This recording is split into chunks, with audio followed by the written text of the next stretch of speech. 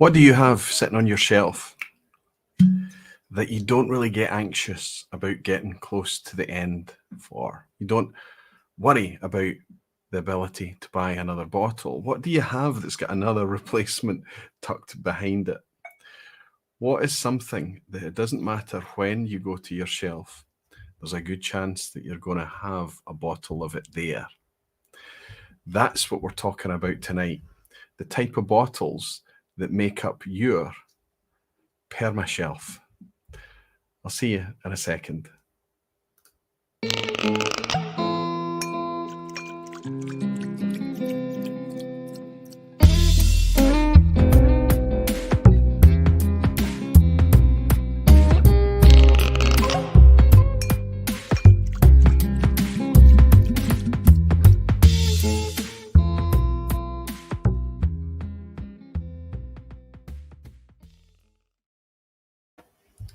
Hello, whiskey folk. Hello, everyone. Welcome to the vPub. Welcome to another Thursday night. I hope you're all doing fantastically well. I'm doing fantastically well. I missed you all last week. I'm very glad to be back here. Yes, Permashelf was a weird word. I'll just get that off the table right now. I was coming up with a couple of topics, and I realised that by mashing them together, I could not only bring you a legitimised top 10 list in the style of the vPub, but I could also tease out the whiskies that we are not only buying and drinking and enjoying, but ones that we are replacing time and time and time again. That's different from your top 10 favourite, because so many of the ones in your favourites you might not be able to get again. We're talking about whiskies that are just like good, solid friends. They're just always there. They're reliable. They're good value. Value is going to play a big part in the theme throughout tonight. So I had come up with this idea that there would be some kind of restriction, a real estate restriction, that meant that we had to really force ourselves to pare our selection collection down to 10 bottles with that criteria. There's hard times ahead for a lot of folk. I'm sure prices are increasing. The cost of living is increasing. It's going to mean that for a lot of folk, we're going to have to tighten our belts a little bit, and maybe our whiskey hobby will suffer a bit. But I bet that we've already got a pretty good idea what's not going to be cut, things that we appreciate as good value. And that is going to be a valuable thing for the community in general. Anyway, before I start havering about all of that, and before I tell you and get you up to speed with what's happening around the channel, etc., and what's been happening, I'll jump into the lounge and welcome some of you beautiful whiskey folk and dedicated barflies. Wonderful to see you all. Wonderful to see so many of you waiting for the pub doors to open. And so good to see the orange. If you're trying to get my attention, if you type Aquavite or at Aquavite in the YouTube chat, welcome if you're watching this on Facebook. But the chat I'm interacting with tonight is on YouTube.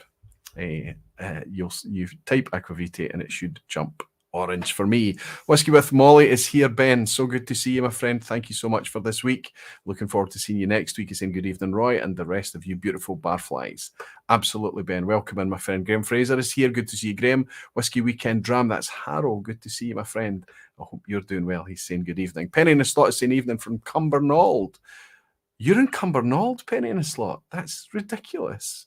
I spent a lot of my formative years in Cumbernauld. That's incredible. Nice to welcome you in. Jesse Artensalo is here. I suppose I always say Jesse, don't I? And of course, it's going to be Jesse, I guess.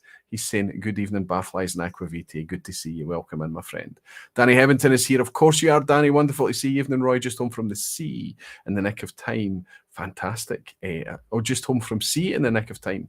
Oh, I hope you're comfortable. I hope you've had time to settle, rest, and pour yourself a staple glass of something. P-Dram is here. Good to see you, P-Dram. He's saying good evening, Roy. Hey, barflies. Glad to catch a vPub live after some time. It's nice to welcome you back, my friend. I hope you're doing well. Hey, your bar stool has been waiting. Captain Bamis is here. Good to see you, Captain. As usual, can only pop in and catch it on replay, but I'd like to stop by and say Slancha. I'll raise a glass to you, Captain, and say thanks for dropping by to say hello. I know you catch it on the replay, my friend, and you enjoy it. Thank you, my friend. Cheers. Connor Smith is here, My Whiskey Journal. It's a great whiskey.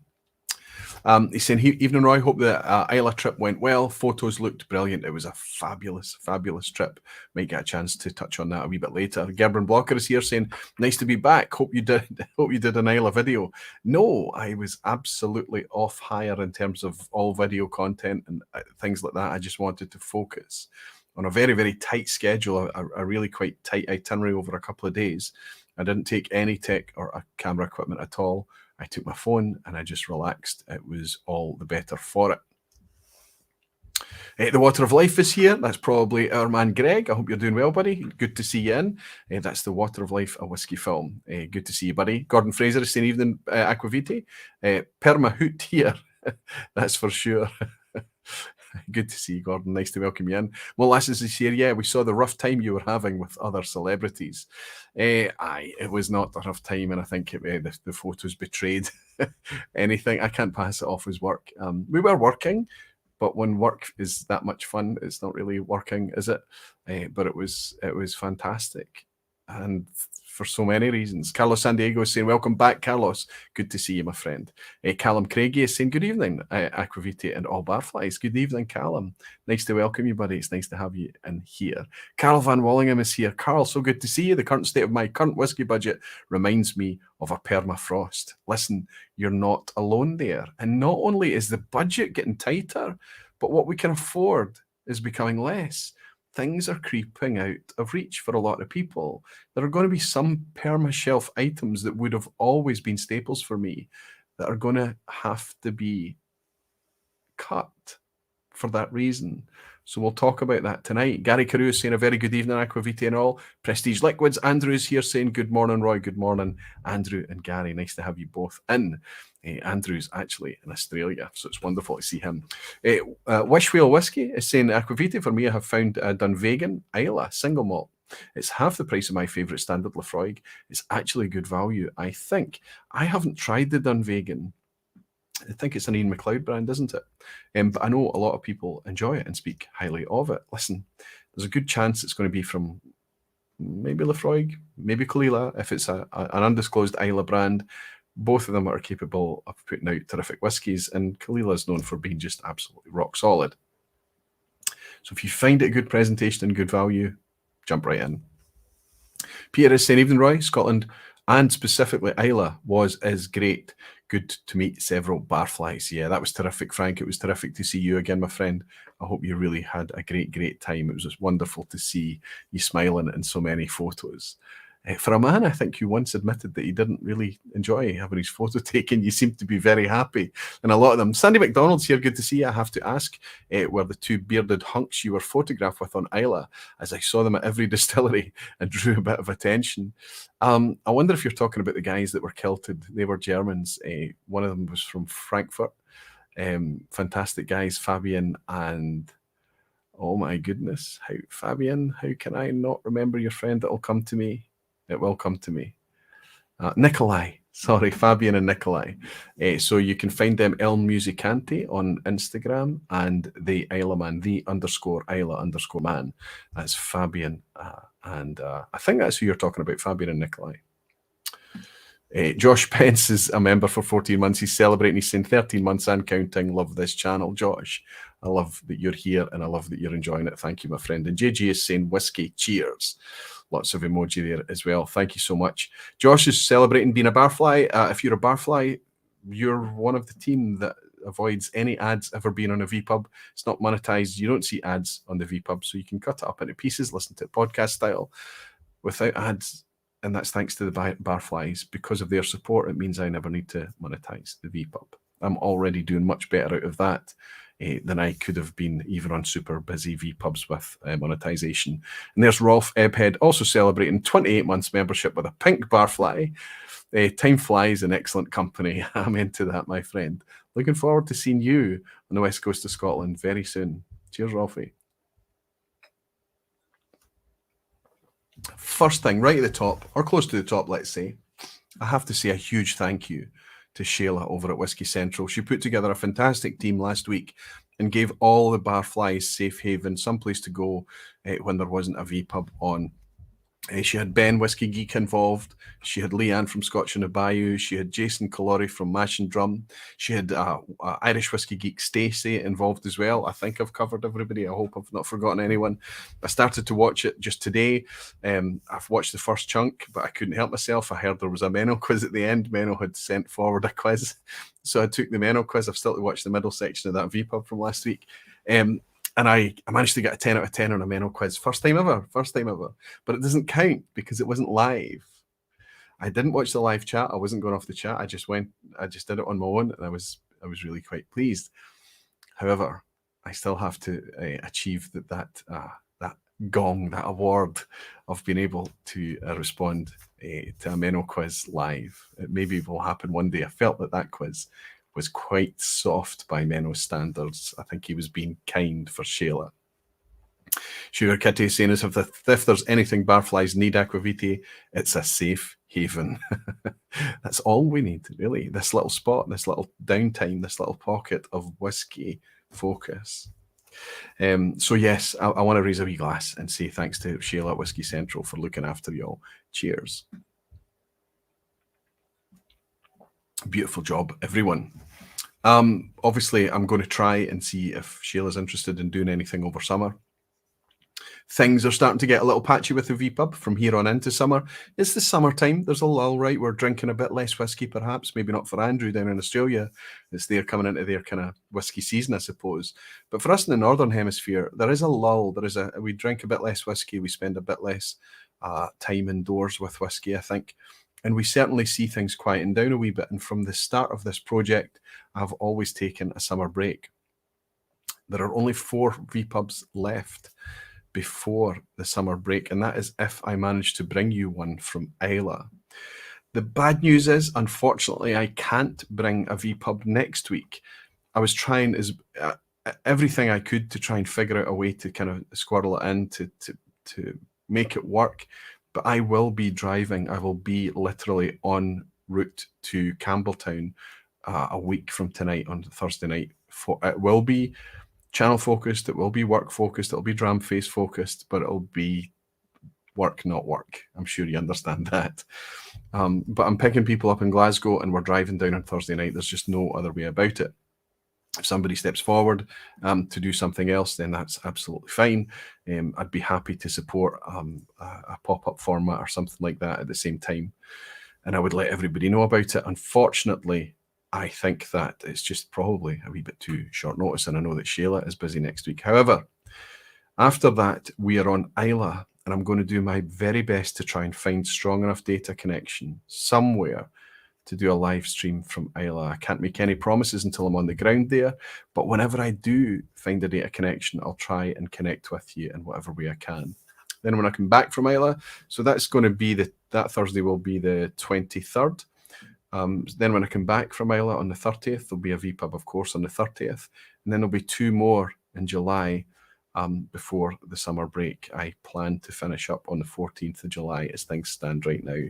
So just letting you know what's happening over summer. Everything's winding down. Same as the content on Dramface. We're pulling back on the content on Dramface. We don't want to beat our writers and contributors over the head. It's summertime. Everybody needs a time to relax and recharge and wind down a little bit. And then come into August and September again, we'll charge right back at it again, like we always do every year. Andrew's saying, yep, coming into winter now. Whiskey and grape juice are lovely right now. Summer is for highballs. Ooh, whiskey and grape juice. Fantastic. Sounds amazing. Not a bad drive, Aquavitae, says Harrow. Live road trip. Yeah, if only the connection was sound. Harrow, that suggests to me you might never have tried to get a data connection on the west coast of Scotland before. Jeff Whiskey is saying live from the car. Well, we might.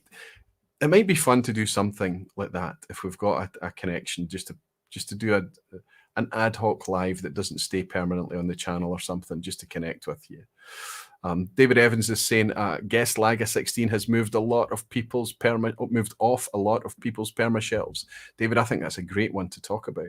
And Whiskey Vault is saying, give Ben Whiskey Geek a blind flight Aquavitae. That's great entertainment. I wonder if Ben would be up for that. Ben, if you're listening, my friend, reach out. Jimmy Legacy and Aquavita, we don't need you to force in the vPubs.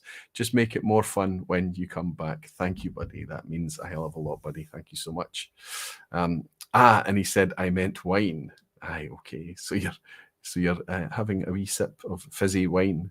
Jay Francis is saying, enjoy your time in Campbeltown. We're going at the end of June. Very much looking forward to it. Jay, that sounds fantastic. We're going to be there on, well, a week from tonight. We'll be heading down. Great stuff. So I've kind of talked about summer. I've given thanks to Shayla. The only thing that's missing is my friend Rico over in Germany is having a birthday today. I doubt very much because he's having a birthday today that he'll be in watching the vPub. But it would be nice to raise a wee glass for our friend Rico Donaire, a long-term barfly, long-term supporter of this channel, and an all-round solid guy. But it's his birthday today. Menno flagged and said and reminded me that it was. So I'm going to raise a wee glass to Rico Donaire over in Germany and say, happy birthday, my friend. Many happy returns. Cheers, Rico. Is his camera okay tonight? Falsgraph is saying, really? Less whiskey? Just discovered 2 really good summer drams. Good for you, Klaus. A summer break is independent of drinking. Enjoy your holidays. I think that's good. That's absolutely true as well. But I do drink a wee bit less. It feels like I drink a wee bit less in summertime. You know, there's just more daylight hours to do other stuff. Anyway, let's talk about our Permashelf. You can see over my shoulder here, you know, normally this has got bottles littered, you know, antique bottles of Johnny Walker and infinity bottles and things. But tonight it's completely clear. What we're going to do here is we're going to talk about the whiskies that maybe could have been, should have been, might have been, are on the Permashelf. And we're going to fill, by the end of tonight, we'll have 10 bottles here. And this has been much, much harder than I imagined. There's lots of bottles here that won't make a cut. There's lots of bottles over the back there that haven't made the cut. And it's really difficult. And then you stop to say, wait a minute, this isn't an emotive thing. This is purely about whiskies that you have no anxiety about because you can replace them again. They're available for everyone. I've set a limit of £50, and I know that it's different depending on where you are. If you're in Europe, you might get it cheaper. If you're in the States, you might have to pay a bit more. Depending on where you are, the prices will change. But for me in the UK, I've kind of set that limit of somewhere around. I wouldn't like the price to go over £50. And if I do push it over £50, I have to justify it. So it has to be something that's available, and it has to be something that's good value. That will be the theme tonight. And that's been the theme of the vPub for 2021 and well into 2022, halfway through this year too. It's becoming more and more of an acute issue as we go forward, I think. So you will find that as I build this up, I'll be justifying it, and I'll be talking about the whiskies, I'll be talking about the producers, the distilleries, and telling you why they are just no anxiety repeat purchases for me. Because I think that that's crucial. As malt drinkers, we are very promiscuous. We're all over the place. We want to try lots of new bottles, new flavors, new. So when we find something that we love enough, that it's available and cheap enough for us to not think twice about replacing it, that's quite a special spot for a whiskey, I think. That's kind of what so the original topic was to talk about a top 10 staples, but I don't like lists. I don't like top 10s and things. But I do like the concept of having a staple. And on a recent podcast recording with Gregor just out and asked us for our favourite staple. So I just picked one from the list that I'll share with you tonight. I picked one of the ones that I'll share with you tonight, and I talked about it. But I realised that this is a much more important thing as we go forward with being a bit more responsible with our money, with what we're spending, and what whiskies we're sharing. I think everything, with 2 exceptions, everything is natural whiskey. That's a surprise to me, because I think 5 years ago, this Permashelf would have had maybe half of their whiskies wouldn't have been natural. They would have been 40% or something, but ones that were available that I was enjoying. But there is so much choice of natural whiskey today. It's moving in that direction. that it's easier to put together a collection that is much more natural. What do I mean by natural?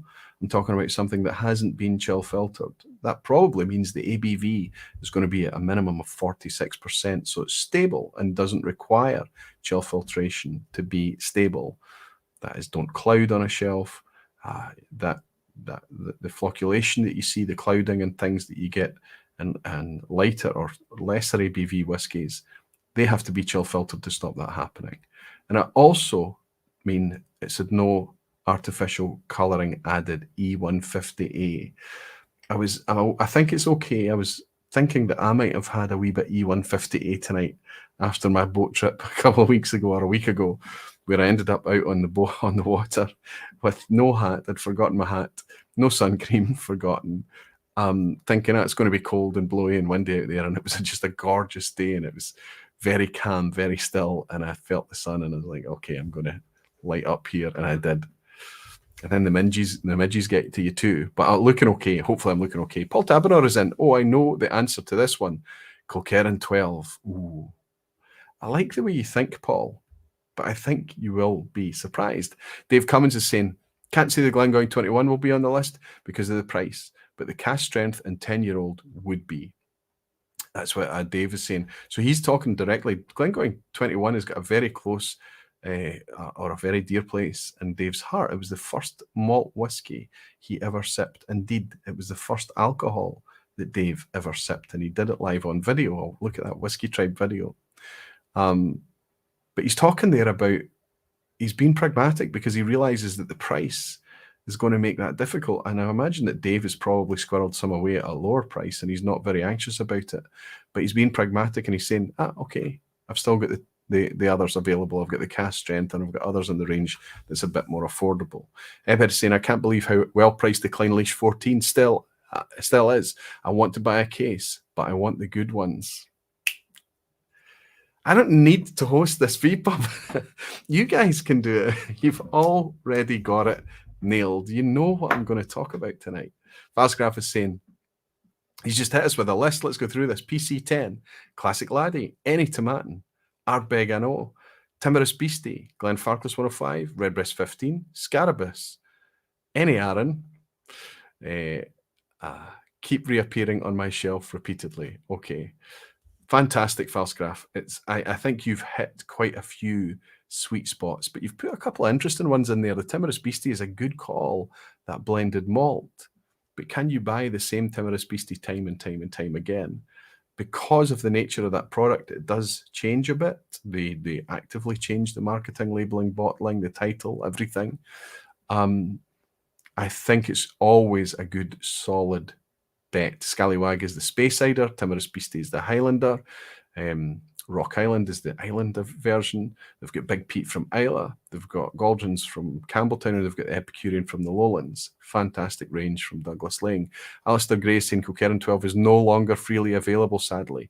More released today. However, I did see that. I feel sorry for all the retailers out there in whiskey when it's Springbank release day. It's crazy. I feel sorry for Springbank. Anyway, let's hit the first thing. Let's go straight in. Let's pick up that Clynelish discussion and let's go straight to the Highlands. Anybody that's been around this channel long enough will know how dear this bottle of whiskey is to me. This is Clynelish 14. This is a staple in this house, absolutely. And it's been a staple for years. I love the stuff. Right up until I don't. I talked openly about a bottle that I got a couple of years ago that was hot. It didn't taste like Clynelish to me, and it tasted like pretty young, jagged spirit. It was a bad batch. It was clearly a bad batch. It took me a long time to go through it, and it wasn't until I had a tasting with the Glasgow Whisky Club, where they just happened to have this in the lineup, that it was gorgeous, and it was right back to what I wanted from Clynelish 14, and it was that gave me the confidence to go out and buy another bottle. So I got rid of the bad one, enjoyed the new one, fabulous. I immediately bought a backup bottle from the same retailer, hoping that it was the same batch, and it was. There's an engraved code. I can't decipher what the code is or what it means, but the engraved code on this bottle is the same as the replacement. In fact, I think actually this might be the replacement. I think I'm already halfway through a bottle and a half. or I'm through a bottle and a half already. So this is back to a good batch. Interestingly, in a Dramface discussion, Scott Monroe, who's the sub-editor for Dramface, talked about the very same experience, but he bought his much more recently. So I'm now in a position that one of my favourite whiskies is going through a bit of a volatile phase, a volatile patch. I can tell you that this bottle of Clynelish 16 is Clynelish 14 is very good. But I can't recommend it to you because there's every chance you'll go out and you'll grab one of the ones that's not so good and you'll say, what's Roy talking about? This is malt whiskey. It's a fundamental dynamic of malt whiskey. It's a batch-made product. Try as we might, it doesn't want to be consistent. There are so many variables at play that despite how tightly we can control the tolerance of that new make, it doesn't always want to play. Barley, process, maturation, all of these things added together mean that it's difficult. The human element, the skill of the human element too, plays a part, no doubt, maybe not at this scale, but when it comes to pulling a batch together to release a very high volume outturn that Clynelish 14 is, it must be a tricky job for any blender. Because of the volatility of Clynelish 14, something that's been on my Permashelf for years is not on there anymore. I'll be honest, it is, it's on there. But it's not something I can recommend is on yours because there's a chance that the batch, it's okay to have batch variation. It's okay, it's part of it. Celebrate it, talk about it. But there's no way for us to easily distinguish what the good batch is and what the not so good batch is and what the really bad batch is. There's no way. Batch variation is fine. Bad batches are not so fine. And what's masked from us, it's impossible. For that reason, Clynelish 14, this is a heartbreak to say this, doesn't make it. So we're in the Highlands, Sutherland. Where else can we go? Well, if we look around, we start to realise that we probably have to travel quite a distance from Sutherland to get something that's going to fill the spot. I've got two bottles here that can easily fill the slot of that. Neither of them are Clynelish, but they do something for me that's very similar, and they are going to be the first two that end up on our Permashelf back here. This won't be a Permashelf, actually. This is just for this week, I think. I don't think it's going to exist there forever. It might, you never know. James DeGilio is saying, you're saying that the blenders are lazy to make it taste the same. I don't think they're lazy. I think it's stock dependent. I think it's absolutely to do with the depth of stock. And if you imagine that blenders are working with stock that was laid down, in the case of Clynelish, 14 years ago, 14 years ago, there might not have been the optimism that they have in Scotch whisky today. Maybe the distillery was closed for a bit of refurbishment and a bit of work, and they didn't make as much as they should. So that either means they need to reach further back into more expensive or rarer stocks, or they need to work with what they have and do the best that they can. That's just one of the reasons it could be. I'm not saying that they're lazy. Maybe it's not even the same blender, each batch. I don't know. Diageo is a very opaque producer. Daniel Vermaas. Daniel, so good to see you in, buddy. I hope you're doing well. Oh, can we do that? Can we raise a wee glass? Because Daniel Vermaas, he reached 50 just a week or so ago. He reached the big 50-year milestone. Daniel, my friend, hope everybody can use their emoji, use their best words, and just raise a glass to Daniel Vermaas and say, hey, welcome to the 5 Decades Club, big guy. I hope you're keeping well. Many happy returns, Daniel. Cheers.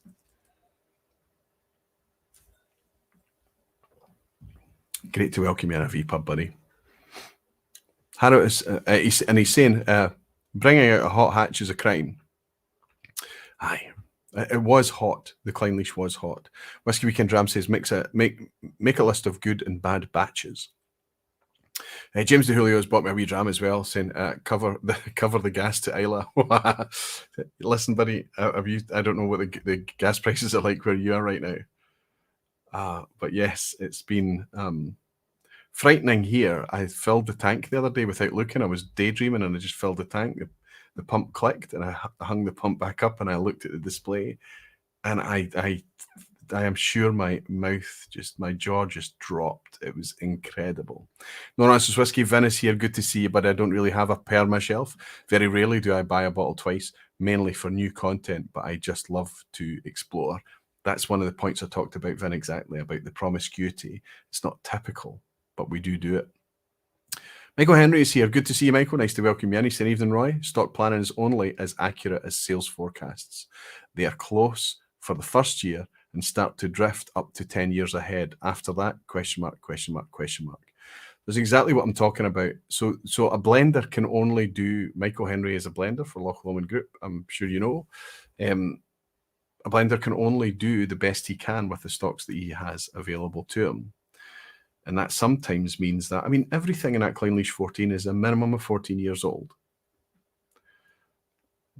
After refurbishment, Clynelish famously has had problems getting back on an even keel with their famed, celebrated profile. It happens.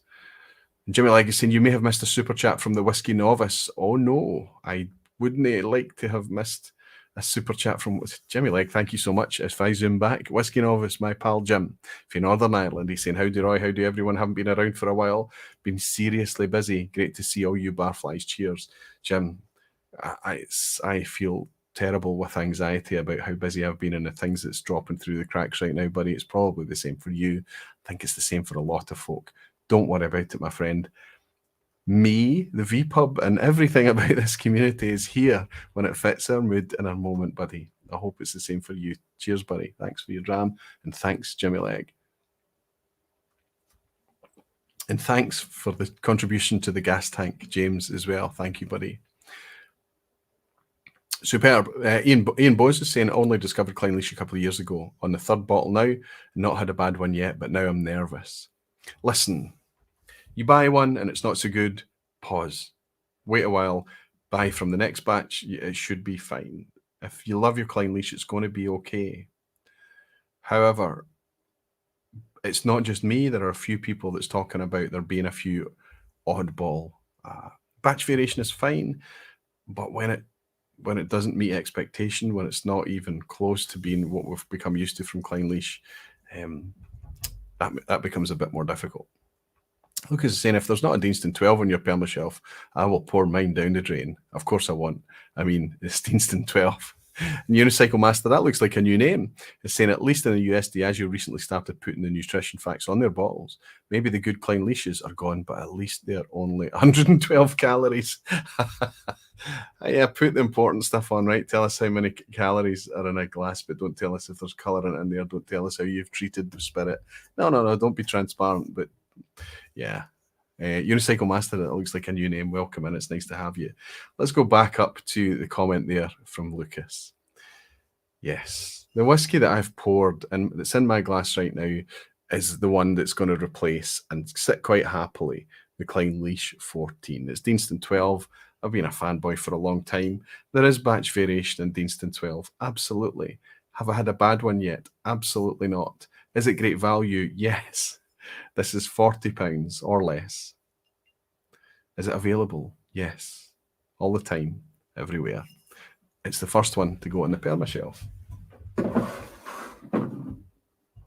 got 10 bottles to fit there, so I'll stick it away out at the end. And the other one, because it's 2022, there's millions of whiskey. We are not spoiled. We are spoiled for choice. We are not struggling to find replacements for these things. So I'm going to pick up another one that's become a hero whiskey. You know what I'm going to pick up here? Dribs and Drams have bought me a dram. I just got the Deanston 12 today. It was an allocation here in Quebec, if you can believe it. I really like the Virgin Oak, so I'm optimistic. Give it a go, Dribs and Drams. Pop it open now if you. I know that you're about 5 hours behind me at least. But yeah, tell us what you think. I think it's wonderful stuff. Very typical Highland profile. But it's also got a good, I hate to say that it's waxy, but sometimes it can be a little bit waxy. Sometimes you do get the waxy side to it. Sometimes I've been sipping with a Deanston, and you do consider that it could be a Clynelish. Deanston's a wee bit more aromatic, a wee bit more perfumey, a wee bit more white pepper spice, but it does have that waxy lick to it. There's more of a barley sugar note and a kind of richer fruit, I think, to Clynelish, but Deanston is fabulous. You know, my whiskey of the year this year is Deanston 18, and it's because it's such a good product. It's such a good price just now. But anyway, number 2 in the Permashelf is not going to be a surprise to anyone for a lot of the same reasons I've been talking about with the Deanston. We've got here a Glencadam 10-year-old. Fully natural product. Tells us on the label it's non-chill filtered. It tells us that they don't add any colour. They put it out at 46% with an age statement on there. Ticks all the boxes, and they sell us it for about 35, 36 quid. Nothing to argue about. Has to be good though. And yes, it's wonderful. It's lovely. It's effervescent and bright and floral. We're talking about summer whiskies tonight. This is your cup of tea. Pour one of these and tell me that you can't be content. This is zero anxiety whiskey. I hope you can get this where you are. Don't consider that this is a bottom shelf whiskey. This is one of the best value, best quality Highlanders that's on the market right now. And if you want to experiment with the other age statements in the range, the 15 and beyond, go right ahead. The value is fantastic. I have less experience with a lot of the special casks. I've got the Andalucia Reserva is up there. It's a non-age statement one. It's pretty good. It's pretty solid. I've got an Oloroso. I've got a Port. I've got a few others up there. I think the real, for me personally, this is me speaking, the real sweet spot for Glencadam is when it comes from a bourbon cask. I love this stuff. Perfect Highlander. There's always going to be a Glencadam on the Permashelf. I recommend it's the 10-year-old. Let's pop it there.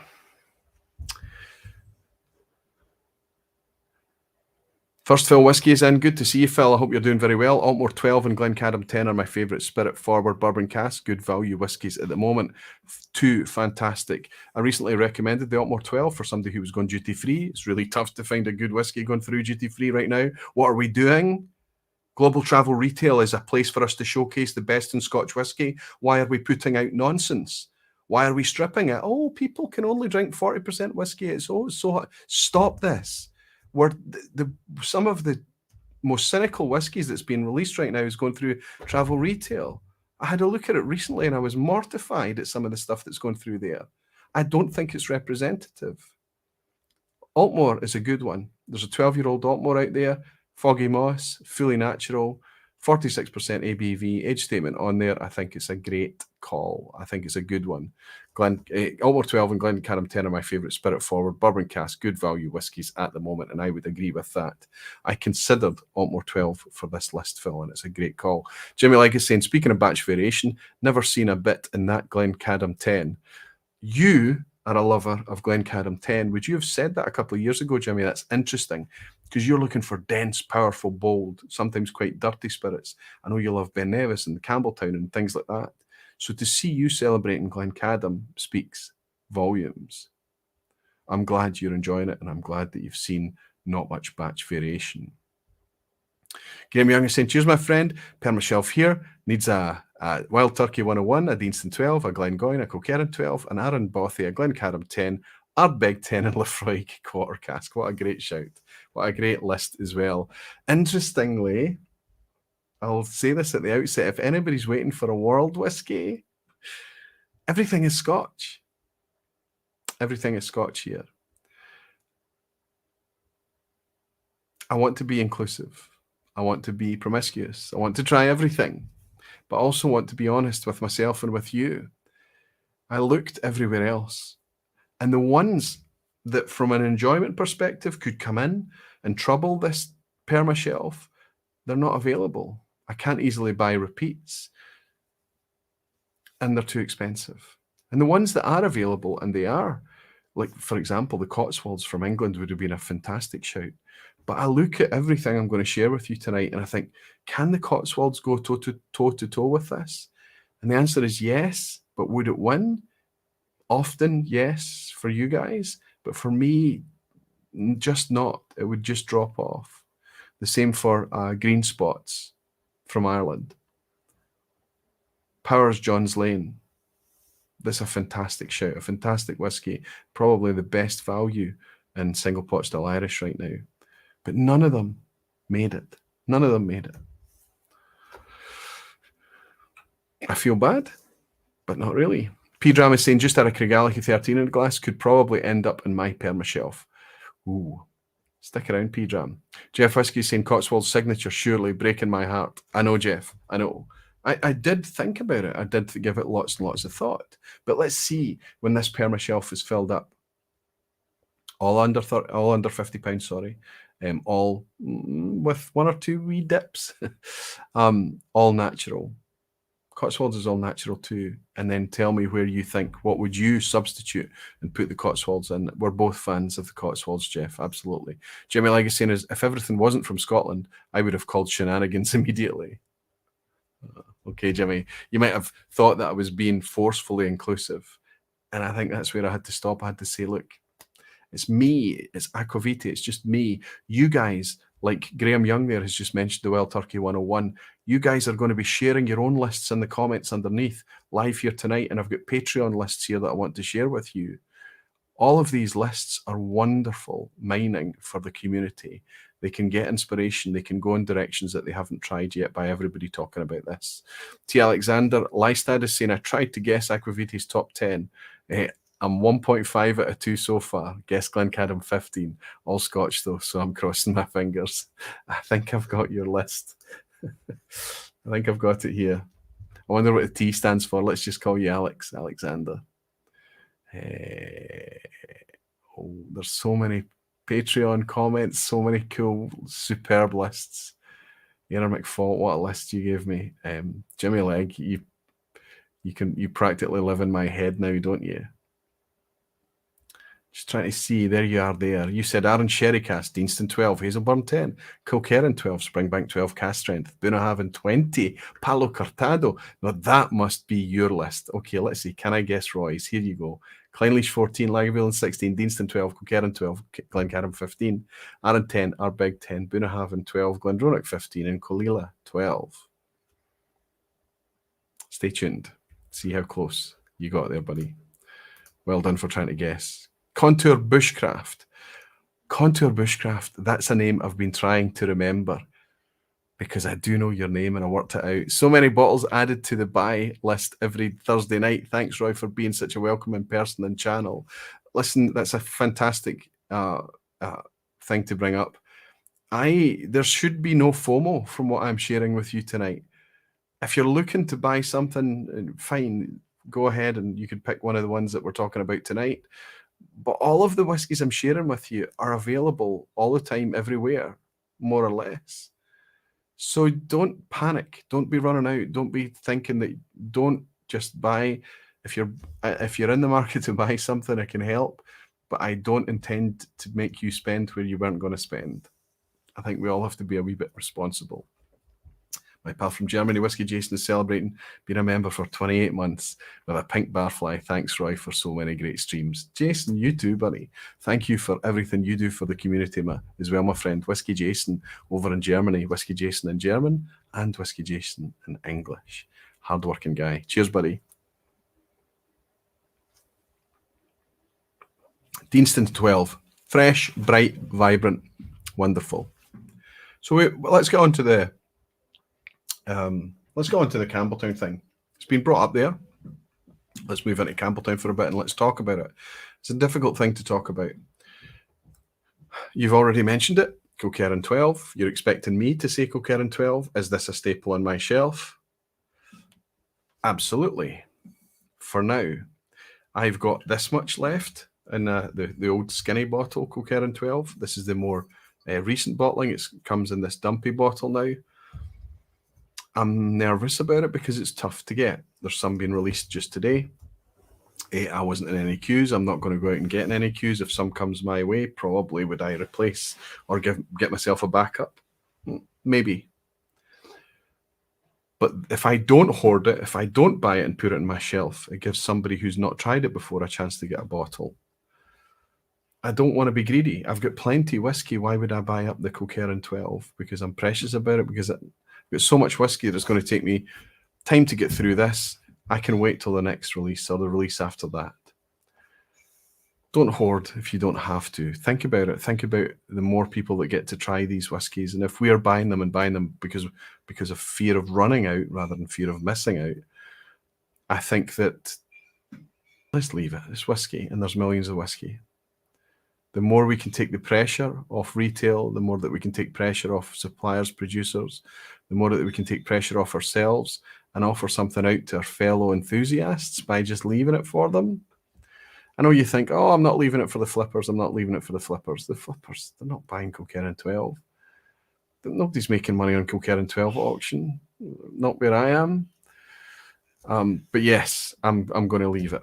Anyway, missed a super chat from Rico. Happy birthday, Rico.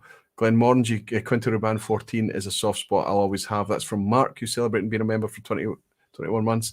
And a heads up from Whiskey with Molly, who's a member for 9 months. Did I miss a super chat from the birthday boy? How can I be missing super chats tonight? Rico, I did. Since it's my birthday today, let's have a dram together. I have a Lefroy 30 right now, Slancha. Well, that's very, very, but that's birthday worthy. You need to go back about 15 or 20 minutes before now, Rico. We all raised the glass to wish you a very happy birthday over in Germany, my friend. But since you're here, we'll do it again. Many happy returns, Rico. Cheers, buddy.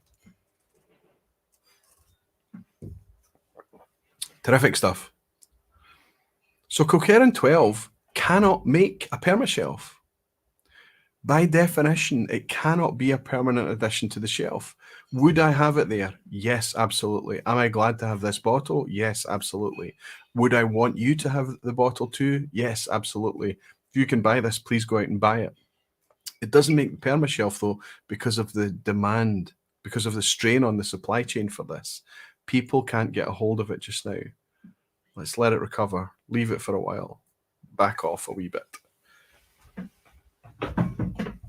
That means that in the same breath, I have to include this absolute beauty of a whiskey as well. This is batch variation all over the place, right? There's a couple of releases a year. We talk about a late 2021 release being a particularly good one, early 2022 release being good, but maybe not as good, but is still blindingly good. Batch variation is fine because it's never bad with Springbank 10. And if we talk about stock, this is a tiny distillery. Springbank are lucky to make 350,000 litres a year, 400,000 a year, I'm not sure. Even if they're running at full tilt and everything's going swimmingly. They're just such a torchbearer for anyone. I wish more people were a wee bit like Springbank. Yes, I wish they would find some way to put the batch on here so that we're not looking down here for the little inkjet codes where I need a magnifying glass. This one I've got up is the August 2021 release. This is the peach.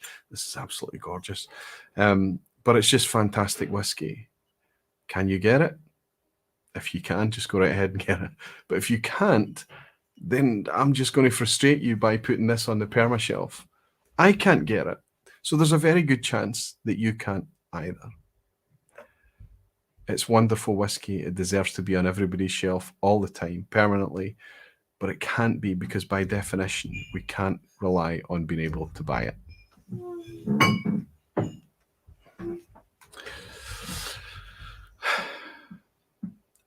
Campbeltown doesn't appear on the Permashelf, unfortunately. There are Glen-Scotias out there that are worthy. The double cask, I would recommend, despite its non-age. Glen-Scotia 15 has bumped up in price a wee bit, so it's now a think before you buy, whereas previously it was cracking value. So there isn't a Campbeltown whiskey there. The Campbeltown Loch is fantastic. There are other things available in Campbeltown, but we need to be able to buy it. And a Campbeltown whiskey hasn't made it on the Permashelf right now. It's a wee bit of a shame, but it's just the nature of things. Things will change. Put that Springbank on the shelf in big capital letters. Jimmy, if you can buy Springbank 10 If you can just walk in to your spot in Nova Scotia and pick up a Springbank 10, do it every time you can, of course. I can't. I can't. All my Springbank is open now. My Springbank 10s, both bottles that I have, both of them are open. When they run out, they will not be on the Permashelf. It's not even 50-50 if I'll be able to replace it again. It's just the nature of where we are. Leave it a while. Please don't hoard. If you're hoarding Springbank 10, think about what you're doing. Yes, it's lovely whiskey, but it's also a wee bit of greed there. I understand, I don't want to judge anyone, but think about it. Twice a year at least, we're going to see releases of Springbank 10. You're going to get more in the future. You don't need to hoard it and squirrel it away. You don't need to. It's not going to turn into a way for you to make money, or just leave it. There's millions of whiskey to be sharing and enjoying. It's wonderful. It will come to you again. Whiskey comes to you, Jimmy. Don't sweat it. Don't worry about it. Hoyt is saying, opened up my sherry 13-year-old Tom and Towel was amazing. Oh, nice to see you, Hoyt, and nice to see that you're enjoying a Tom and Towel as well. Jimmy Leigh is saying, surely one exception has to be made if it's not a rule. Jimmy, you're persistent if nothing else. Let's get something else into my glass. As we move away from Campbeltown, we're going to go into the Islands. It's the only Islands that's released that's going to feature here, which means I'm going to shock so many people, because so many people are going to say, Roy, you don't have anything from Arran on the Permashelf. And I want to make an exception for Arran. I will always have an Arran on the Permashelf. There will always be an Arran there. The quality is fabulous. The variety is fabulous. The availability is fabulous. Arran are knocking it out of the park. Arran 10 arguably should be on this shelf, but it is not. It's a flavour thing there. That's all it is. For everybody loves it. I love it too. But I was looking at the Arran 10 and I said, well, what am I going to knock off to put Arran in there? And it was tough. Arran, any Arran, specifically the Arran 10, should be on lots of people's Permashelf. It was one of the very, very difficult cuts for me to make and not put on this time around. But as a producer, as a distillery, as a range of whiskies, they are absolutely killing it. Remember, this is not a top 10 list. If I was putting together a top 10 list, it would be tough for me to get out of here without not putting an Arran in there. It's not what it is. There's plenty Arran available. Anybody that wants to put an Arran on their Permashelf, I would celebrate it. It was one of the very, very difficult cuts. Another distillery that's very close to my heart right now, Speyburn, the Speyburn 15, the fabulous Speyburn 15, didn't make it either. Whiskey Novice Jim is saying, I'll use my freebie to say Craigellachie 13. It's a good call. But I'm moving to the Islands first, Jim. I've got an island whiskey here. Oh, that felt like the cork was going to break there. This is probably, along with Tomatin's Legacy, the most emptied bottle that I have here. The most enjoyed, the most shared. It's just a fantastic whiskey. Everybody knows about this, surely, but this is from Distell. This is the Ledaig 10-year-old. This is from Tobermory. It's from Mull, and it's heavily peated. It's a 10-year-old. It's natural. It tells us that it's non-chill filtered. I noticed that it doesn't say natural colour. I have to hope that this is natural colour, but there is a chance that they use colour in this. Like I say, there are a few dips. 46.3% and great value at £40 or less. Maybe I've seen it at 42, but I've certainly seen it in the 30s. I pay in the 30s for this stuff. It's fantastic. It's wonderful. And remember that the malt in this is Islay malt. It's sourced from Port Ellen Maltings. So it's a big, powerful hit of peat. However, I think this masks that better than most. It certainly doesn't lead with that. There's a richness and a nice aromatic side to Ledaig. And I think that Tobermory's distillate displays best when it's peated and labelled Ledaig. It's just fantastic whiskey.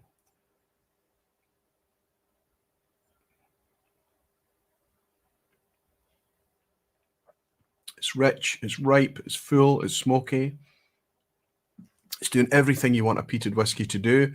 pour it blind for somebody, put it down in front of them, and everybody's going to say it's an Islay. But it's got some density there. It's got some things to unpack. It's got a little coastal element tonight. It's just a good rock solid whiskey. And I hope I'm not giving away any spoilers when I say when Gregor asked on the Dramface podcast what was going to be your staple, this is the one that came to mind immediately. This is the one that I put forward first. It's a no-brainer that something as available as this, available everywhere, is good value, is naturally presented, just go straight on the Permashelf. My shelf betrays me with this one because there's another full bottle waiting there. And I know that I'm going to have no anxiety of taking this along to a party, just leaving it behind. Somebody likes it, keep the rest of it.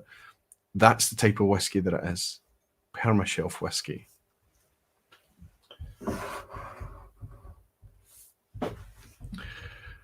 Ledaig 10.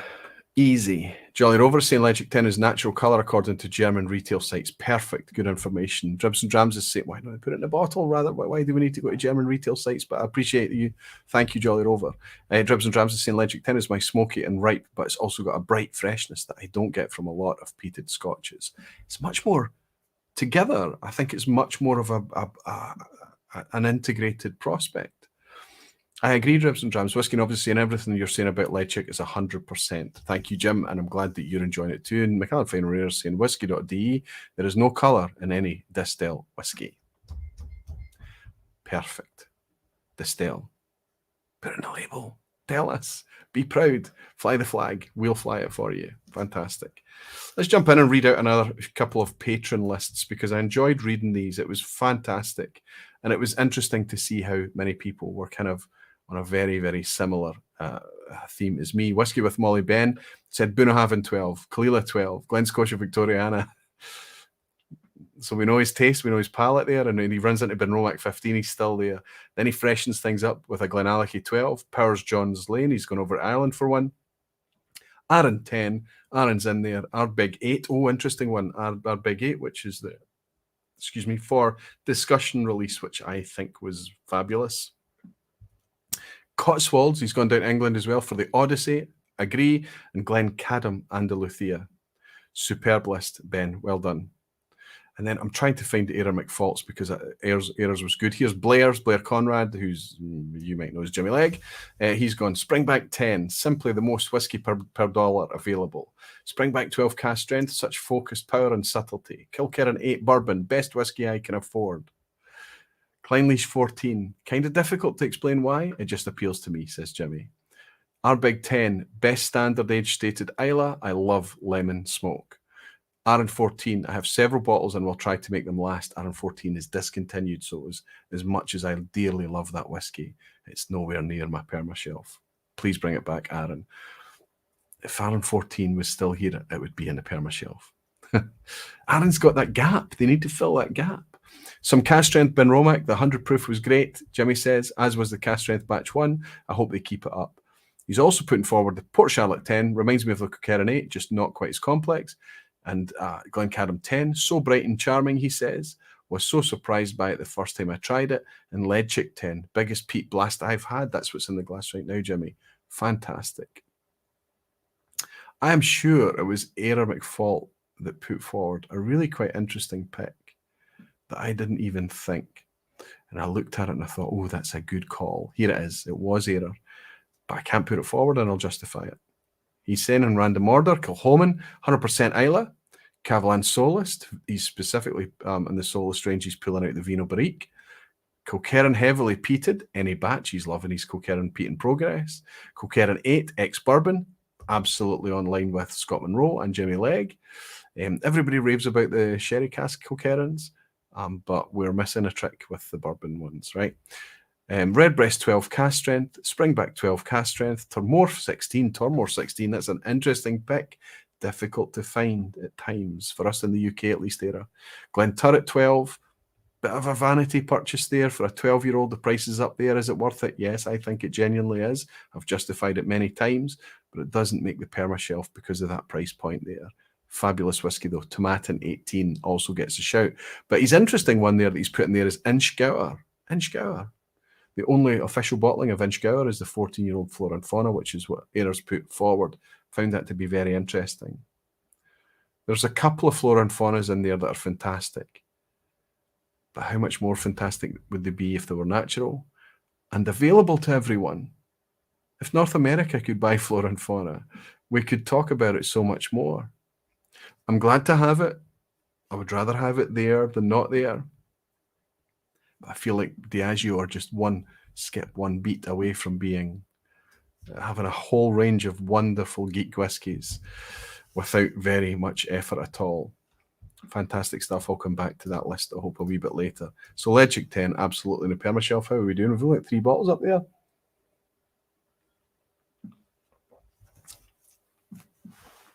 Let's skip over to Islay.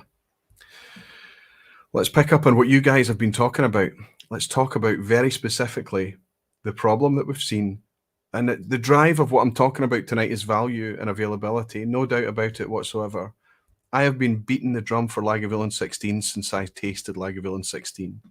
I love the stuff. It is a Permashelf fixture for me, absolutely.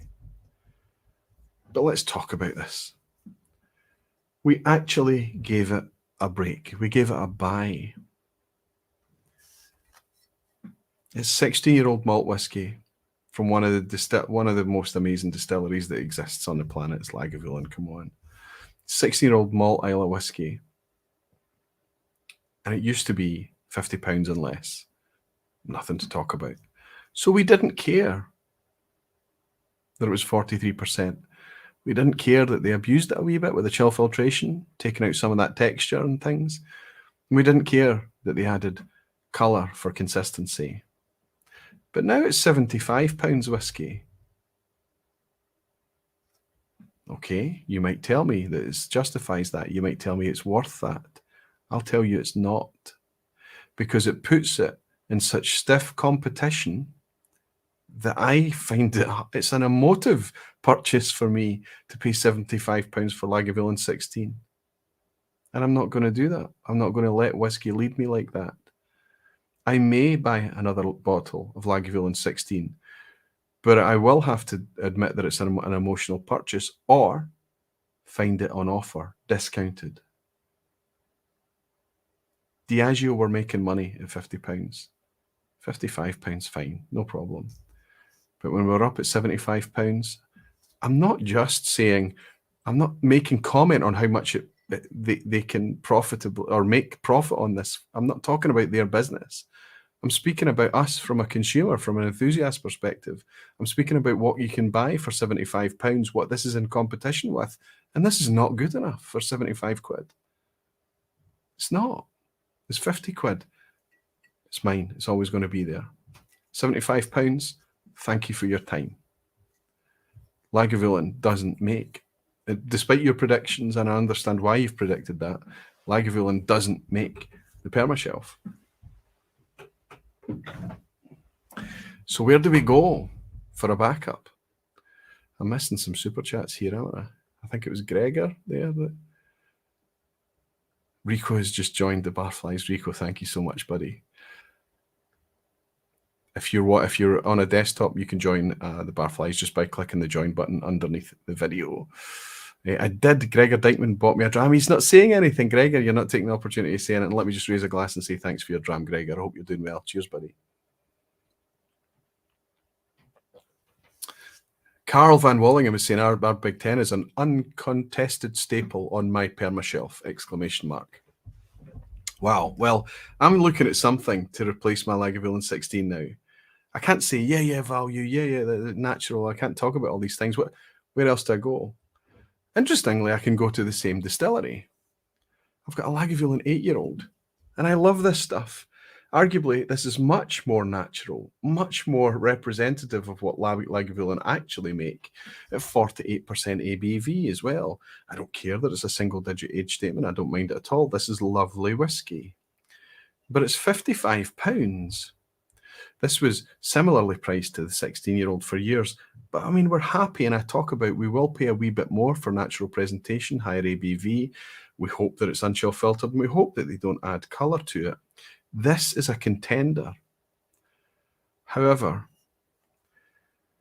As Carl Van Wallingham has just mentioned, how can I justify putting forward the Lagavulin 8 when this peach of a whiskey from Ardbeg, 10 years old, fully natural, sometimes £40, right now 45. But there are certain online retailers that's available just now, you can pay £40 for this. You're going to tell me that Louis Vuitton Moet Hennessy are not making money at £40, £45? Absolutely not. This comes close, but it needs to be a bit better priced, like its older sibling. I love both of them, but this is the new Guardian of Islay, and arguably for a lot of folk it has been for a long time. Good value, rock solid. Corryvreckan is fantastic, Ugadal can be good. This is the pick of Ardbeg's range. If you can get the 8-year-old for discussion, that's also an absolute peach. Don't pay too much for it, but everybody can pick up this. This is the Islay pick on the Permashelf. I want to talk about one more in a second, but there are so many flying past here. Barter Hordes, fantastic Barter. Welcome to Aquavite Barflies. It's really nice to welcome you into this community. Anybody that's from the tribe is welcome here. Wonderful to have you, buddy. Thanks for your recent contributions and comments. Another one with text. Keep up the good work, Roy. Oh, no, I didn't mean that, Gregor. Keep up the good work, Keep up the good work, Roy. Love to the Barflies. I feel bad now that you bought 2 drams, buddy. When we meet up, I'll buy you a dram back. Cheers, Gregor. Thank you. And cheers, Barter. Welcome to the Barflies. Who else did I miss there? I missed Espen. You star Espen K. Anderson is in, saying good evening, Roy, and everyone. Skal, cheers to you. Slancha, my friend. It's nice to have you in. And I think I've caught up there. Cheers, Espen. Nice to have you, buddy. Darkside is saying, I agree. And Ethan Sterner is saying, Wee Beastie is less than $40 in Pennsylvania. Such a good deal. It is. Wee Beastie is an oddball. And what you have to go into Wee Beastie knowing that you're going to have something that's bold and brash and a bit jagged and rough around the edges. And if you go in knowing that that's going to be the case, you're going to enjoy your experience with it. And it's fine. It's fine. Everything about that is good. 5-year age statement, great value. Pricing's usually pretty spot on and good now. The crazy rush for it is over. It's a good, solid thing. I hope that Ardbeg develop that and keep that in there as a part of the bedrock of their range, because the more people that see a 5-year age statement on whiskey and embrace it, the better shape things are going to be in. It's not about young. It's not about old. It's about good. It's about quality. And there is a difference there. Dribs and Drabs is saying, I like Wee Beastie, but not everyone does. It's about $70 in Quebec, though. So that's about £40. That's the same as what it is here. Not too bad. Peter Lee is in, saying, good evening, Roy. Peter, you've obviously just loused from your work, my friend. I hope you're rested and doing okay. Good to have you in, buddy. Good to welcome you here. David Lopez is saying, hi, Roy. Finally made it to the live vPub. Usually watch every minute in the replay. A wonderful contribution to the great whiskey community. David, I think you are a wonderful contribution too. And it's nice to have you here. I'm glad you're enjoying it, buddy. Cheers. Okay. The other one that I don't want to discount, and you can put a slash here and say Ardbeg 10 or this, depending on your preference. Try them both if you can. But this one was hard for me not to put forward as a champion and Guardian of Islay. This is Bruichladdich Port Charlotte heavily peated 10-year-old. This is a cracker. It's much more bold. It's a little bit more forward, and I know that I can't use the word elegant if I'm describing Ardbeg, but there is an elegance to it. There is a maturity to it. There is something that is. Remember, I used it in a recent blind challenge. Sevi and a few other people were involved, and Sevi specifically was the one that was paused and struck by it. It stopped him in his tracks, and I think we all said at the time, this is beautiful whiskey. It was lovely, and that blind challenge that Ardbeg 10 just stood out so strong as a very, very good quality product. This does too. 50% ABV, they're bringing us value. It's from Bruichladdich, so the transparency is all there too. The reason that I put Ardbeg ahead of it is because of, in my experience only, batch volatility was a wee bit more volatile, of course, but on this. This was a wee bit trickier. The last bottle of PC10 that I've just finished was beautiful, fantastic. The bottle I had before that, I wasn't so happy with. I hope that when I open this one, in fact, let's just open it now. I'm not gonna turn around and say and change my opinion. I've got my 10 locked in, but it's worth talking about the ones that almost made it too. Mother bottle's empty.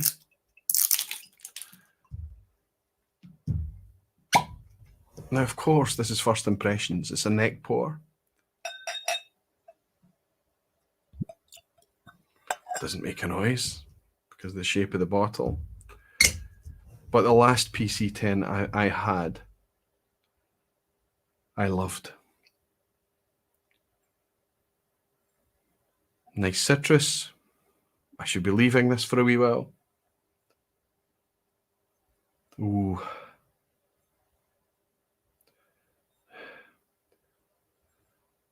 There's a wee bit of a funk to this. 50% ABV as well. I'm probably anaesthetising my nose a wee bit there by sticking it right in. So we'll leave that Port Charlotte there for a wee minute and see how this new bottle is. But I think it's worthy. If you've had your time with Ardbeg, looking to branch out and try something a wee bit different, I'm sure you're all very familiar with Port Charlotte 10 by now.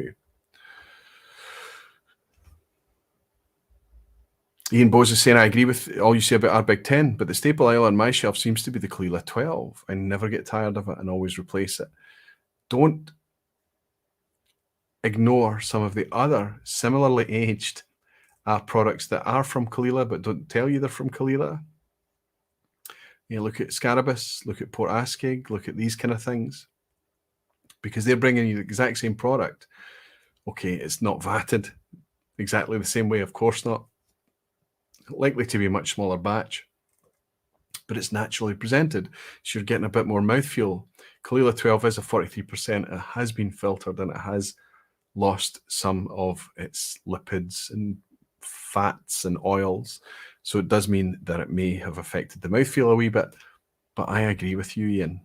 Cleela 12 has a wee soft spot on my shelf too.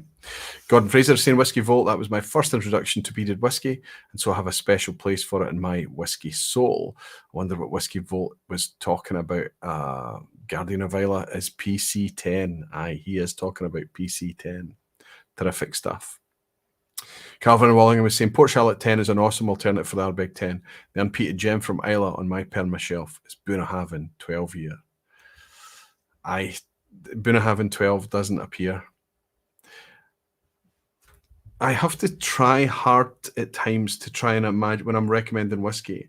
If it's something that I enjoy but don't love, but see loads of other people loving, I need to remember that it's something to recommend. I hope that makes sense. Bunnahabhain 12 for me is a solid, I like this whiskey. It's not one I love, and it's not a permanent fixture here, but it's wonderful whiskey. I'm enjoying the Sturature that I have here, bizarrely. I bought Bunnahabhain Sturature, which is a wee bit better priced than the 12-year-old. And I'm a wee bit surprised by how much I'm pouring it and going, aye, this is good whiskey. Bunnahabhain is really quite a distinct spirit. Interestingly, the 12 is more kind of sherry leaning. I think it works well in that makeup. But for me, there's a softness to it that I enjoy, the boldness that comes out of other Bunnahabhains. But it's a good shout. Falscraft is saying Bunna 12 is good. It is not peated though, and so not in the same range as Ardbeg and Port Charlotte. Listen, it doesn't matter. I'm not going by. It's incidental. What arrives on this shelf, you know, it's going to be there. I've not gone by region. I've not gone by profile. I've gone by price, availability, and how much I'm enjoying it. Anyway, cheers, everyone.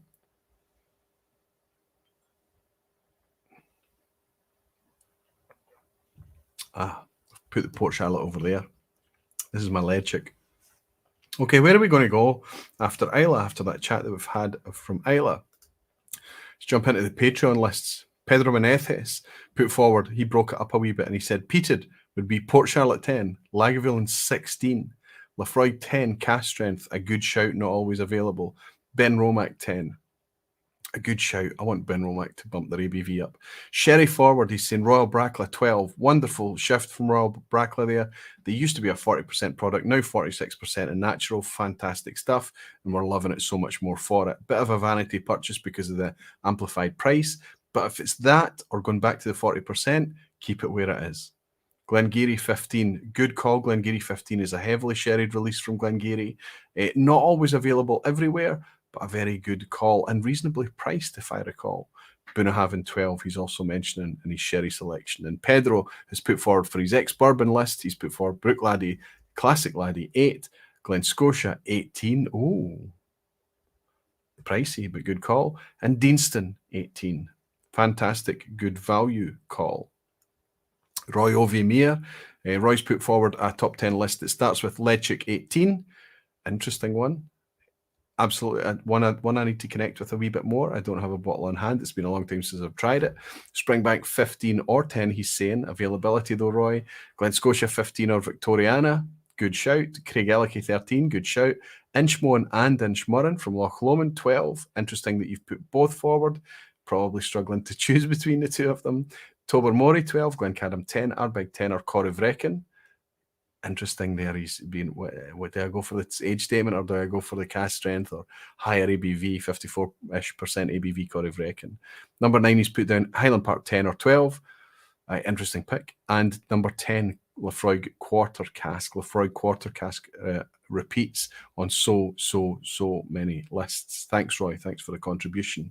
So from Islay, I'm going to just jump into something that Roy and a couple other people have picked up on. They talked about Inchmurren and Inchmoan. Well, what are these things? Well, they're Loch Lomond. This is an old branding of a Loch Lomond. You won't see this anymore. This is the old green bottle. They rebranded this into a clear bottle. They updated the label a wee bit, but kept most of this the same. This is their standard 12-year-old. Let me just put that out of the way.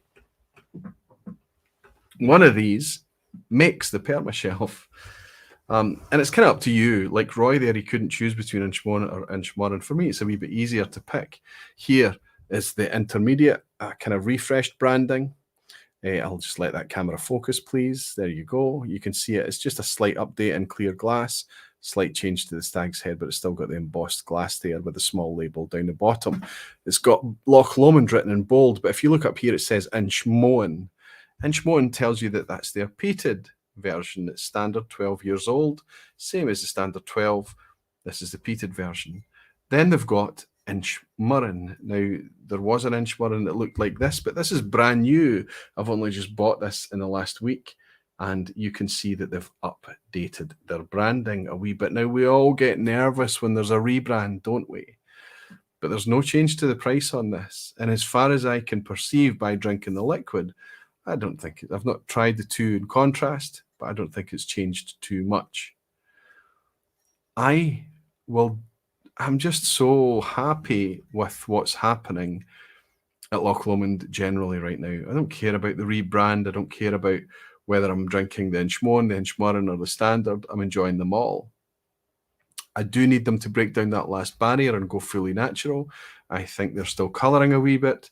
This is certainly a very richly coloured product for a 12-year-old here. I don't think we need that today. And the market that's picking up and enjoying Loch Lomond right now is becoming more and more whiskey enthusiasts. We're connecting with a distillery that we just didn't in the past. Things are changing there quickly. And I think once they knock down that final barrier of colour, we're there. We're all over it. However, the value is great. The availability is great. The range is great. It's been hard for me to pick. Do I pick the standard 12? Do I pick the Inchmoan peated? Or do I pick the fruity, straight neck still Inchmurren? This is the Inchmurren.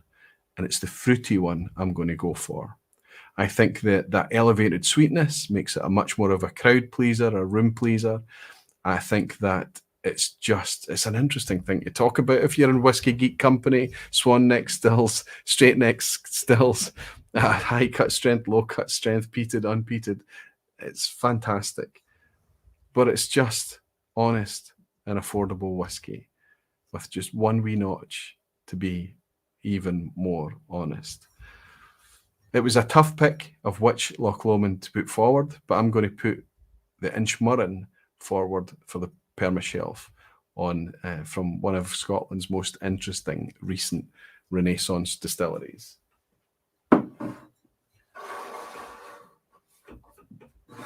My God, we're only halfway through. We're going to need to hurry things up here, Roy. You're an hour and 20 minutes in.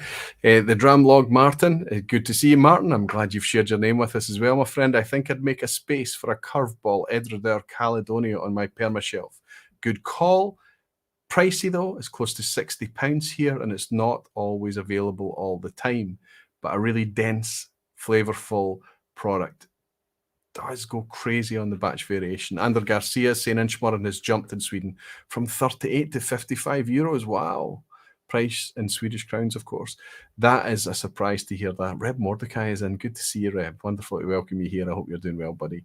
I love the new Loch Lomond rebranding, but they must stop adding colour. We're singing from the same hymn sheet, my friend. And the trays has bought me a dram. Thank you for your work. No Powers, John's Lane. I did speak about that.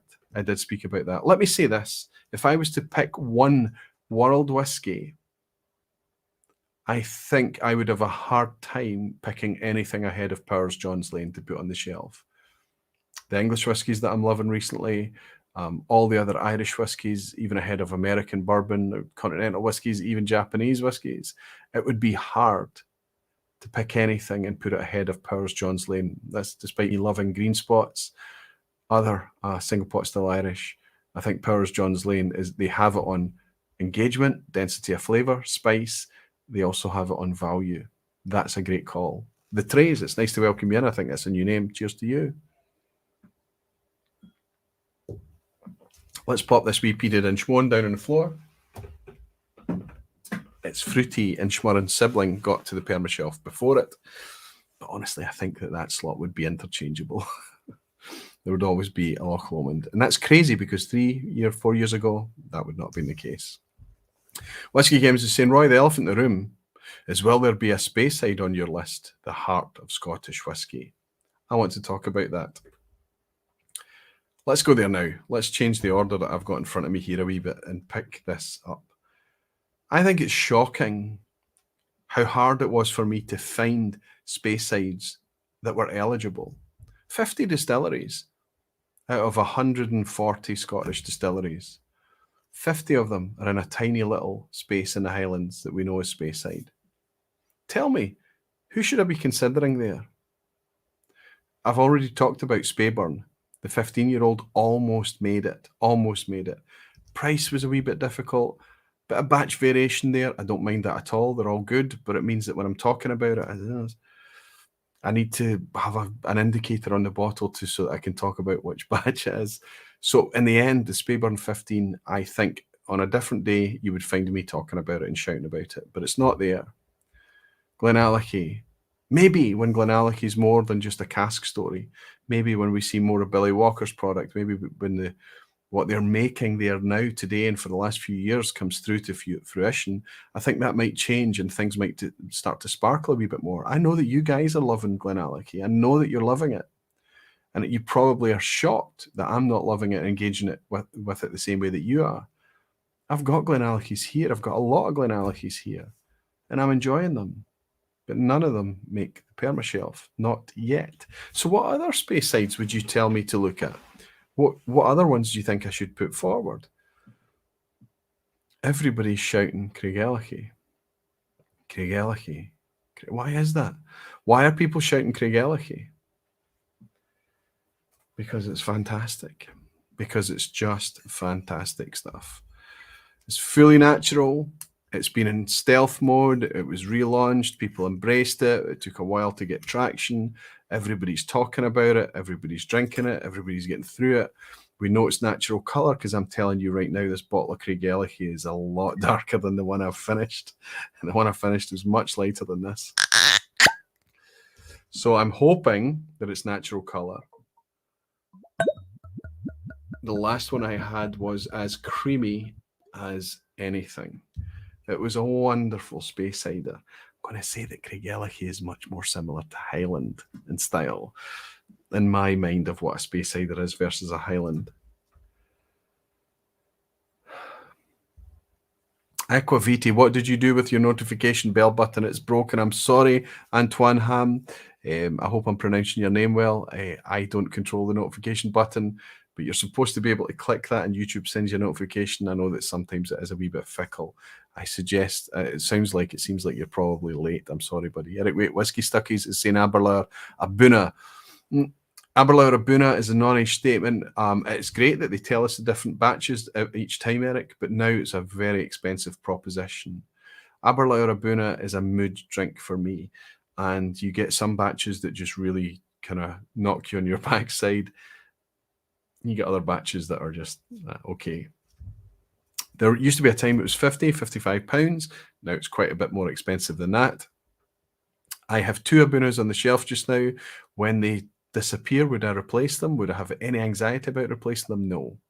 That's why it doesn't make it. But I imagine that Abunas would make it onto a lot of people's shelves. Lag at 8, often discounted at £38 in supermarkets in the UK. Good call, Graham Fraser. I talked about the Lagavulin 8 earlier. If it was down at that price all the time, even £40, £42, it's a shout. It would start to threaten the Ardbeg 10's position. But at £55, no. Sorry, it's not good enough. Bed Demon Hunter saying the Irish is the red-headed stepchild that is usually ignored. What do we call Canadian whiskey? Okay. I've got a few Canadian whiskies here that I'm trying. Some of them I'm really enjoying, but they've all come from the community. Me going out and buying a good quality, well-presented Canadian whiskey in the UK, it's as rare as anything. I can't tell you the last time I saw it. Gordon Fraser saying Aquaviti. Doogie liked it, so it must be good. He's referencing Dramface there. We're obviously talking about a Doogie Crystal. And I think he's probably referencing Craigellachie 13, which is a this week review for Doogie. And Falscraft is saying, yes, it is natural colour. It's nice to have the Germans on board, isn't it? Oh, chat jumped there. Sorry if I missed anybody. No colour in Craigellachie 13. It confirms Doc McAllen Fine Rare Doc. What is a real Speysider then? Glen Grant, Glen Morey, Balvenie. Good shouts, Harrow. All of those are. Think of Glenfarclas, think of Macallan, think of Balvenie, absolutely, as you mentioned. Think of these being the kind of heart of Speyside, and then think, what can we buy that we really love, that we can afford, that's always available? And it's just, they just seem to, so many of them just seem to get almost there and fall short. I recently talked about Balvenie 12 on the channel. I love it. But if I run out of it, am I going to charge out and replace it with another one? Maybe if it's on a super cheap offer or something. But it's all those distilleries there. And the reason is why most of those distilleries exist is for blends. Now, there is one, Ben Romack. Ben Romack should be worthy as part of a Permashelf for anyone. For me, it's just... I want Ben Romack to bring me what the old 57 proof version did. I want the original cast strengths. I want Ben Romack shines when everything's intact. But when it's neutered, when it's down at 43%, it's good whiskey. When it was brilliant whiskey. I don't know why this is still... Ben Romack has this unique position of being, with tongue-in-cheek say the Springbank of Speyside. Just why is it not natural? Why is it not fully natural? Displays fully natural. Well, maybe Gordon and MacPhail have followed in the footsteps of the blends and the legacy of how whiskey used to be presented at 40% and all of this stuff. And maybe it's a conservative company or I don't know.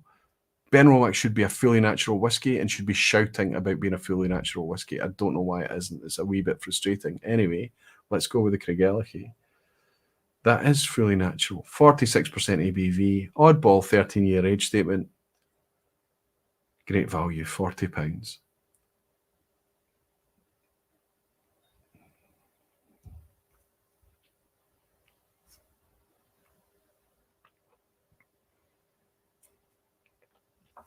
Arrives and sits on the palate like a big globule.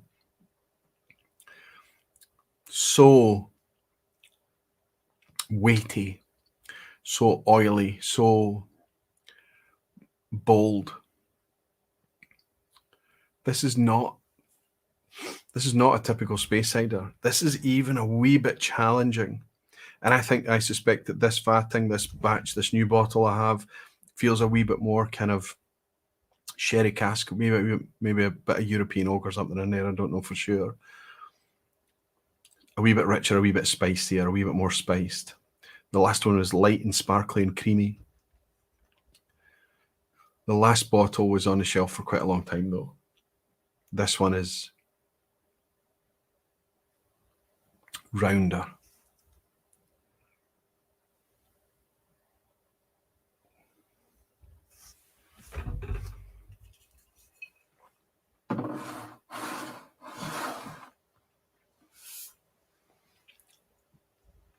Six bottles in, Permashelf is 6. Starting to fill up a wee bit. But Craigellachie 13, fantastic dram, fantastic presentation, fantastic value. It's the Speysider to go for. It just is. It is. Glenallachie will get there. Others will come forward. But right now, if you agree with me, hit the like button. Do something. Tell me that I'm that, or shout another Speysider that's beating a Craigellachie 13 for value, for presentation, for natural. It's difficult. Ben is insane, Roy. It's only a matter of time. I was wondering how many people would want to ask about why there was all those social media images of me last week, and I didn't tell you about it. My Craigellachie is uber oily as well, says Whisky Vault. Fantastic. They talk a lot about their worm tubs. It is a different thing. It's a different way of condensing whiskey. It does have an effect on the whiskey. We don't really ever have the luxury to try the same distillate through a worm tub and through a shell and tube condenser. So we just have to go with it. We don't compare one glass to another glass. What we talk about is all our experience of worm tub whiskies in general and all of our experience of shell and tube whiskies in general.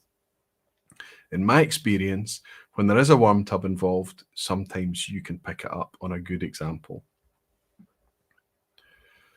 Ross Fudd is here. Sorry you haven't gone to the Highlands yet, and I misspelled Ardnamurchan.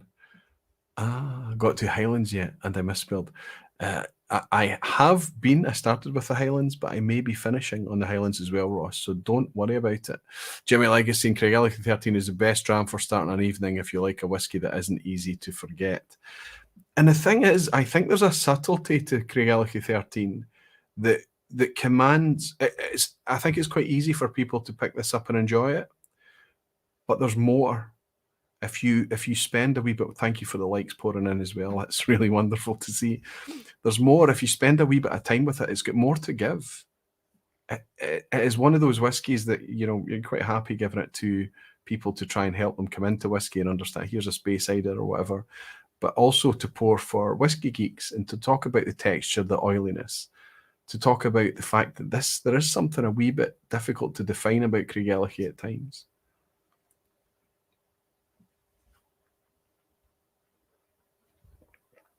Don't forget independent bottles of Mortlach, says Remaster 7482. I think he's talking about there that weight, that oiliness, that robustness. And Mortlach especially, it's one of the ones that's famed for having a savoury, umami, meaty note at times. Gordon Fraser is saying, have you tried the Bass Armagnac version of the 13-year-old Craigellachie? I haven't, Gordon, but it sounds like you might have, so there might be a sample exchange afoot. Andrew Butler is saying, sorry, I've never liked Craigellachie 13. That's okay, Andrew. What would you put in place of it? Share your list.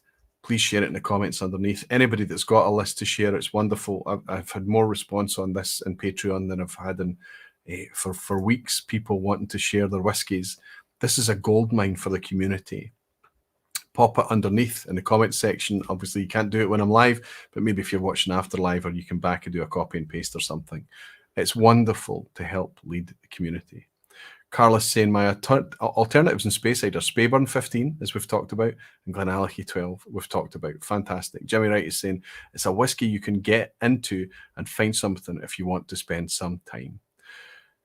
Superb. And Martin Dramlog is saying, it has been a great and thorough provoking theme for the vPub. Have to get some sleep. Good night, everyone. Dramlog Martin, I don't know where you are, buddy, but I imagine that you're in Europe an hour ahead of us and you need your sleep, my friend. Thanks for hanging out with us for a wee while. Andrew Butler is saying the trouble is the average price of bottles I've replaced is £222.59. I know. Some people are playing a different game, Andrew, honestly. Drew from Arizona, good to see you. Drew, has anyone mentioned Dilluan Aquavitae for a Speyside? I think it's a great call, but Dilluan fits in that flora and fauna category when I talked about the Inchgower, so I can't put it forward. You might be able to get it, Drew, in Arizona, but so many people can't. And can you imagine how good that Dilluan 16 would be if it was 46%, £5 more expensive? Fine. And no, just natural colour written on the label. I think we'd all get behind it so much more, but it is what it is. Falscraft is saying, I did have quite a few Glenfarclases in the last 3 years. However, none of them was core range. And I think that if we talk about batch variation, Glenfarclas is infamous for it. That's fine. Put a batch signifier somewhere on the bottle so we can distinguish batch to batch as enthusiasts. It can't be that hard. This Glenallachie is going to take a wee while to open up. It's all about the texture right now, not giving a lot else away. Let me pick up something that I do consider to be a typical Speysider, but it's not from Speyside. It's a Highlander. So we've got a Speysider that acts like a Highlander in the Craigellachie, and I've got a Highlander here that acts like a Speysider. It has an age statement, but it's only 43% ABV. It doesn't say that it's chill filtered on the label. It does tell us that it's natural colour. So they've got half of it right. And here it is. Do you remember that thing that was a swear word in whiskey for about a year? Well, it's back on the Aquavitae shelf because at Dramface we were able to do some digging and work out what the hell was going on there. And we worked out that whatever is going on, nothing has changed with Glendronach. Nothing has changed. But it seems that what has changed is that at some points, certain batches would have required more filtration than would have made them comfortable to put non-chill filtered on the label. They threw the baby out with the bathwater. The statement came off the entire range, whether it was 43%, 46%, the 12-year-old, the 15-year-old, the 18-year-old, the 21-year-old, all of them get changed.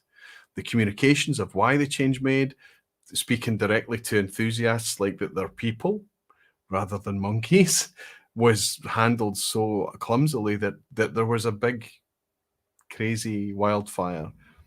It wasn't wee flames that they could stamp out anymore. It was just this nonsense. And it was difficult for some people that worked there, I guess. It was difficult for people generally. And it was difficult for us as enthusiasts too, because we'd invested heavily in our beloved Glendronach over the years. And then suddenly this crazy thing's happening.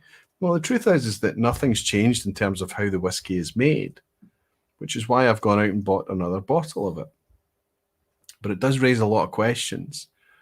How many other non-chill filtered whiskies out there are actually a wee bit chill filtered? More to follow. That's one for Dramface to investigate, not one for Aquavitae to investigate. Anyway, why am I putting Glendronach back on the Permashelf? Tell me, for £38 that I paid for this bottle, tell me a better sherry matured whiskey, something that can beat this for the money.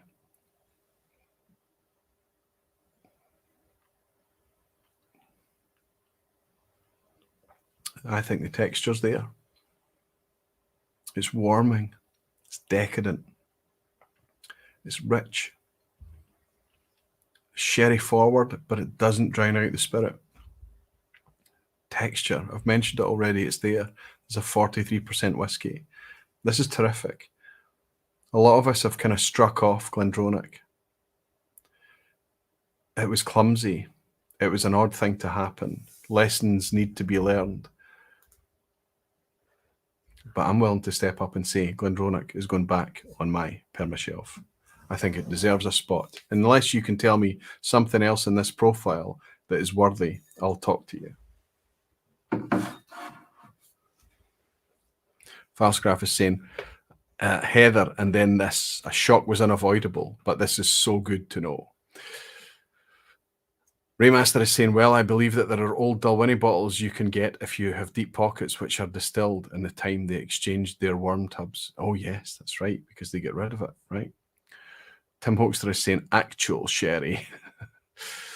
Penny in the Slot is saying another Speysider that always delivers is Glentocher's. I agree with you.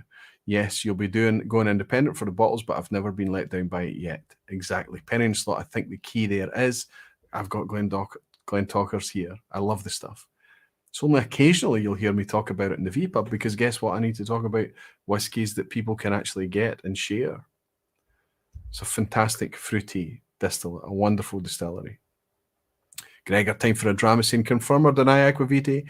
Connell from Ardnamurchan actually beat you in a swimming contest in cold Scottish waters due to his webbed toes. We were in the water at the same time. We jumped off the jetty at the end of Loch Lomond straight into the freezing cold sea. It was so clear and blue and inviting. It was easy to jump in, and it was freezing. It was absolutely freezing. So it was less swimming together and more kind of jumping in and then just scrambling to get the hell out as quick as possible. That's the truth of it. So I don't know if that's confirm or deny, buddy. Lucas is saying Tamdhu 12 is about the same price, isn't it? Tamdhu 12, yes. And similar presentation too.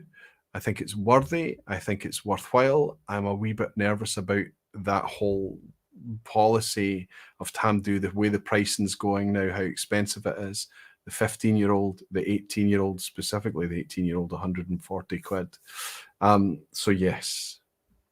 The Glendronach pricing, certainly for the 15 and even the 18, arguably, is still affordable. The 12 is what I'm focused on just now. It certainly is affordable. The 15 is also affordable too. Lucas is saying, but yeah, the Glendronach 12 is on my Permashelf too. Terrific. Benrinnes is consistently impressive. Again, Benrinnes, same as Glentocher's, owned by a different company, but fabulous whiskey. We don't see enough of an official. It only is the one that's available as a 15-year-old Flora and Fauna. Whiskey Games is saying I would add Balblair 15 as a Speyside alternative. Well, that's the one that I have. Interesting that we're going to Highlanders, right? Matthew, for Speyside alternatives when there's 50 Speyside distilleries. What's happening? Why is Glenfiddich not bringing just one? Did really Glenfiddich make amazing spirit? Why is there not just one that can get an enthusiast and say, enjoy this? Just one. Absolutely freezing is what we swim in all summer here, Aquavitae, says Jimmy Ledaig. Canadians are tough, though. I went in 3 times, Jimmy. I went in 3 times. Okay, the third one was just for a photo opportunity, and it's a photo I don't like looking at. Pink head atop a white flabby body trying to float in water. But it was fabulous fun. Neil Cochrane is in. So good to see you, Neil. Longmorn and Linkwood. I think Longmorn is a great shout. Price is an issue, but it is a good shout. It's a really good shout. And Linkwood, again, it's the flora and fauna thing. You know, we need something that's widely available, not just as a flora and fauna. But I agree with your Longmorn call, Neil. That's a good one. Okay. We've talked about Glendronach. Let's move quickly on to 3 whiskies that have hardly been mentioned. In fact, I don't recall anybody mentioning any of them tonight, apart from one person hinting at one of them. That's despite me talking and talking and talking about the next 2 that's going to come up. They're both blends. These are Permashelf whiskies for me. This is bottle number 4. I'll tilt it that way so you can read it. Glasshouse. Now, I accept caveat here. There may be an issue that you can't get this where you are. There may be a distribution or an availability issue with this bottle. But this is a blend. It's a blended Scotch whisky, but it's actually all malt, and it's all from the same distillery. So this is actually a single blend. It's malt from a column still, malt from a pot still mixed together to make a 28-pound whiskey that I love to sip. I don't have any anxiety about just giving a bottle away if somebody likes it, and I don't have any anxiety about using it in a long drink. It's fabulous whiskey. I am literally as soon as I get close to the end of it, I'm buying another one at £28. There's nothing to think about. 46% ABV. We believe the age to be around 5 years old, something of that order. We don't care because it's gorgeous. I hope that there's a blend near you like this. If you can't get this, I haven't tried it, but my sidekick at Dramface, Jason, swears by Shackleton's blended whiskey.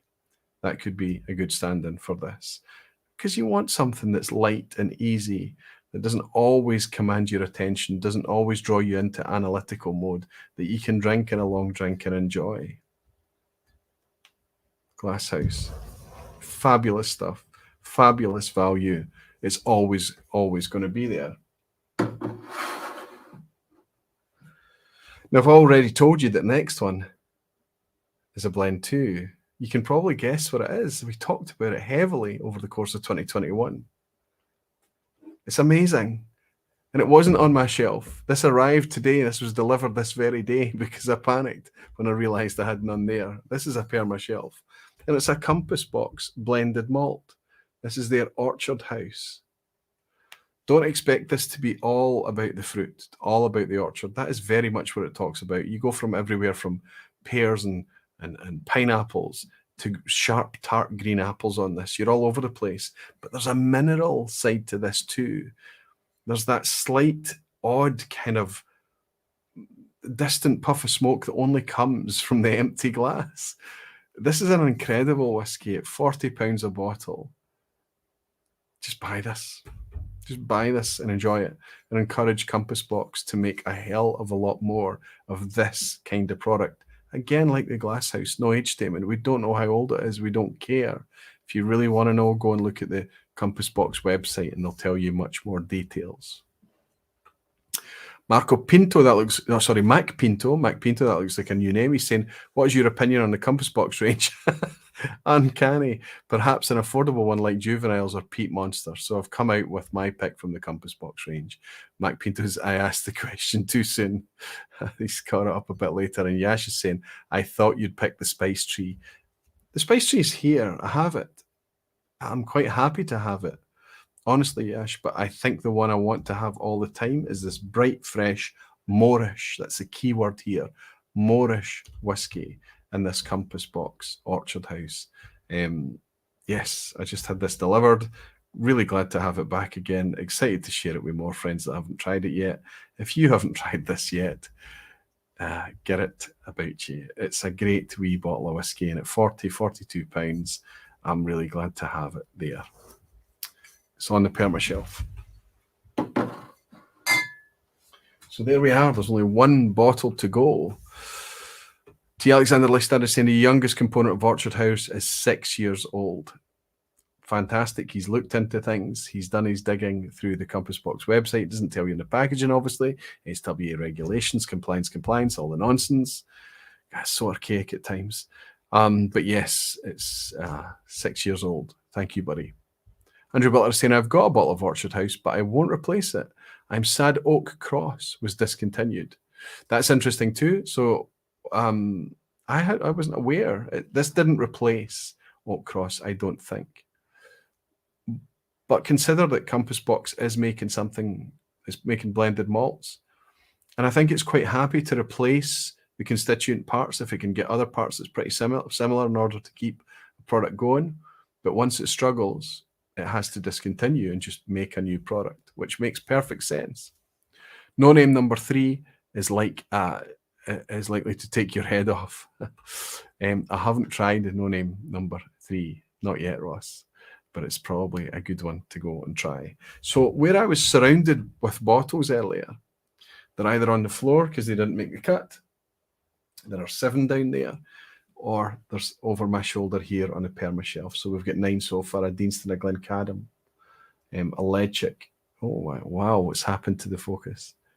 It's trying to focus on the bottles, maybe. An Ardbeg, a Loch Lomond, a Craigellachie, a Glendronach, a Glasshouse, and an Orchard House. 2 houses. Well, let me jump into the lounge for a wee minute before I tell you what the last one is. Whiskey Jason is saying Spice Tree, so much better than Orchard House, in my opinion. It's richer. I think if your palate draws you to a richer whiskey, you'll go with Spice Tree. If you like a fresher whiskey, a brighter whiskey, you'll go with Orchard House. If you like ex-bourbon maturation, Orchard House. If you like ex-sherry, Spice Tree. I think that's the way it's going to work. I think that the price is similar, the availability is similar. And it's interesting, it's good, Jason, that you're bringing your opinion in to stick your top 10, or sorry, not your top 10, your Permashelf list in the comments underneath the video as well. It's fantastic and it's inspiration for the community. I would never have guessed that Orchard House, says Jimmy Ledaig. What's the price on that? I'm paying £40, £42 at the most in the UK. I hope it's reasonable where you are. Whiskey Games is saying I would end the lineup at W for Wolfburn and the Morven. I put forward the Wolfburn for this list. I think, honestly, Matthew, I agree with you that Wolfburn is getting better and better and better. Is it at the point that it can dislodge any of these yet? No, I don't think so. Not honestly. I think it's interesting. I think it's good, getting better. It's almost there. I think it's almost there. Wolfburn's getting close to the point that they could maybe surprise us all and bring out an age statement or something. I think it's going to be one of the upcoming distilleries in the future, Wolfburn. And Connor Smith is saying, or if you're like me, Aquaviti, you like both bourbon and sherry, so buy both compass boxes. That's right. So maybe some people will have two Permashelfs. I don't know. Or wider, deeper Permashelfs. Anyway, let's jump in. My goodness, there's still 400 of you watching. I love the support. Thank you all so much. Let's jump into my last one. I've probably given the game away by showing you the top of this. This is new. This is absolutely new. Their first release came out in 2020. They brought out releases throughout 2021, trying really hard to get availability, to try and make it stick on the shelf, to try and get it into the drinkers' hands, to try and bring more and more product to us. They've started to increase the range recently. They've brought out a cask strength. They've been bringing out single casks all over the place. We can't get enough of this stuff. It's not just me. Anybody that tries this stuff is intrigued by it. If you don't love it, you're at least intrigued by it. I can't pick a core range from this distillery because it doesn't exist yet. What's core for them is batch, batch, batch. They brought out a cask strength recently, but even the cask strength is batch. Of course, I'm talking about the distillery that's on everybody's lips right now, and that's the west coast of Scotland's Ardnamurchan distillery. The one I've got here, I'm shocked to see how low the level is. I love this stuff. It's probably one of their most heavily peated expressions that I've had. Normally it's 50-50 in their batch releases, but this is closer to 90% peated whiskey that's in this cask strength version, but it does wonderfully on it. I have got so much Ardnamurchan on my shelf suddenly in the space of a year and a half. The moment I tried their first ever release in 2020, their AD01 or whatever they called it, AD01.20 or something, I think it was called. I fell in love. It's probably still their most mineralic to me, or certainly the one that brought that mineralic hit so vividly. And ever since then, I've been hooked. I've been chasing their releases. I don't have them all. I've got so many whiskies to get through. But in my private moments, when I'm not aquaviti, when I'm not banging on about whiskey that everybody can get, this is what I'm reaching for. One of their batches, this cask strength release, one of their single casks. I've got 2 single casks over there, and they're wonderful. And they've only just started to show us what they can make. The future's bright. Wolfburn, Glasgow, Ardnamurchan, these distilleries that have been going for a long time, so many more, so many new distilleries coming on board all the time. In 2 years' time, in 3 years' time, 4 years' time, this Permashelf is going to start to change shape. These incumbents are going to have to try to work a wee bit harder. Pricing is going to become more dialed in and more in focus. Not everybody can charge luxury goods pricing, come on. And if you want to go that route, be my guest. These guys are not doing that. £45 for the core range, £60 to £65 for the cask strength. Right on the money. When you talk about density of flavour, you can't pick a fight. It's fabulous. Peter Lee saying, Ardnamurchan is that much loved. You went and visited it. I've been twice, Peter. Let me tell you, it's not an easy place to get to, but it's worth the trip. Go to Ardnamurchan, understand what they're doing. Jimmy Ledaig saying, I wish it was on my lips. Jimmy, I'm going to find a way to get Ardnamurchan on your lips. I think it's right up Jimmy Ledaig Street. Whisky Weekend Dramas, no batch since last week. Aquavitae, probably in the black small link on the back. I don't know which one you're talking about there, Harrow. Ardnamurchan clearly state on everything what their batches are. Their QR code is just fabulous when it comes to transparency too. Jay Francis saying, Wolfburn just released an age-dated cask strength whiskey, 7-year-old, matured in ex-bourbon and sherry. Fantastic, Jay. It's coming. It's their first age-dated release, I imagine. They're showing their intent. Going with a 7-year-old is clever too, I think. Cask strength 7-year-old, I'm interested. I hope I can get it. Superb. Superb. Are you surprised? Oh my goodness, look at the orange here. Ben Demon Hunter is saying Wolfburn, he's celebrating Wolfburn. Everybody's getting on board. They're starting to understand it. Glenn Duncan is saying good morning. Good morning, Glenn. Nice to welcome you in. Hope it's all well. Got a sneaky session listening in with a colleague at work. Fantastic, Glenn. Hey, don't skive too much, buddy. Peter is saying is if it changes, it's not Permashelf. No. Any batch of Ardnamurchan, it's Permashelf. I'm going to have one on there. They're clearly stating which batch it is. You can enjoy it. You're not expecting the same consistent product time after time. They're embracing the fact that it's malt, that it's young malt. It's malt whiskey. It's hard to make it consistent. It's a challenge. Gregor is saying, Peter Lee bought one of those cask strength Ardnamurchan. Will pick it up in September. You'll love it, I'm sure. Wolfburn and Ardnamurchan are certainly on my list for the Perma. Thanks for the mention, says Falsgraf. Dogs Have No Uncles, good to see you, Colin. He's saying, I was at Ardnamurchan Distillery 2 weeks ago. A fantastic tour, and I bought a PX Sherry Octave bottle. That's divine. Jimmy Ledaig is saying, can NPH take an insult? I think we could be friends. Not only can he take an insult, but he's bloody good at dishing them out too. Whiskey Vault is saying they are ditching the codes, Aquavitae, still have the QR.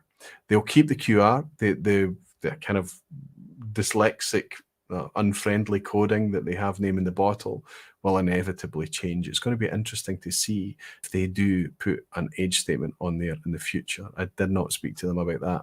Whisky Weekend Drama is saying, yeah, they dumped the AD20 on the front of the bottle, was on the Instagram account. I haven't seen it yet. P Drama is saying, I think Glenturret 12 and one of the Kilchoman core range deserves a shout out. I spoke about the Glenturret 12 earlier, and I think Kilchoman also deserves a shout out. There's a distillery that has been trying really, really hard to keep up with demand. What they were making back at the start, they thought that they were making. They were worried about what they could sell. If they had the benefit of hindsight, they would have been making more and more and more, and we would see more mature Kilchoman. They've got a constant battle about how much to lay down for maturation and how much to sell now. It's really tough. The product is in such demand, and deservedly so. People love Kilchoman. Kilchoman didn't make a slot on my Permashelf. Everyone is saying, I define Permashelf as missing from the shelf. It is if a piece of my soul is missing. Aquavitae. In many ways, those reliable drams are a comfort. Maybe I call it a comfort shelf. I think that's a good way to look at it. And there is a sense of comfort in all of these. I'm not bringing anything to you that's not going to be difficult to replace. Ardnamurchan is going to be difficult for a lot of people to get a hold of. I know that, but they are expanding into more and more markets. They are trying hard to make their stock stick in the markets that they're already in so that they can move into other markets. You're going to be able to get Ardnamurchan. Even Jimmy Ledaig is going to be able to get Ardnamurchan. And Jimmy is asking if NPH is the one who said I was a pink head and a white flabby body. No, that was just me talking about myself. And did we talk about Anok? No, Anok has got a huge gap in the range. I love the 12-year-old, but it always is kind of the 12-year-old. It's always at 40% or 43 where you are maybe. It's the 12-year-old. I do love it. I have it here. I tend to have it here most of the time. It's not a Permashelf fixture, but I have it most of the time. Then there's this huge gap where you've got vintage statements or special editions or non-age statements or things like that until you hit the 18. They used to have a 16. Anok need to bring something a bit younger for the enthusiast that's core range. That's what I think. The vintages are great. They're fantastic. But how can a vintage, by definition, how can that go on a Permashelf? They do lots of global travel retail. They do peated and is it Peat Heart is their core range now? They need their 16 back. That's what Anok needs. Bourbon.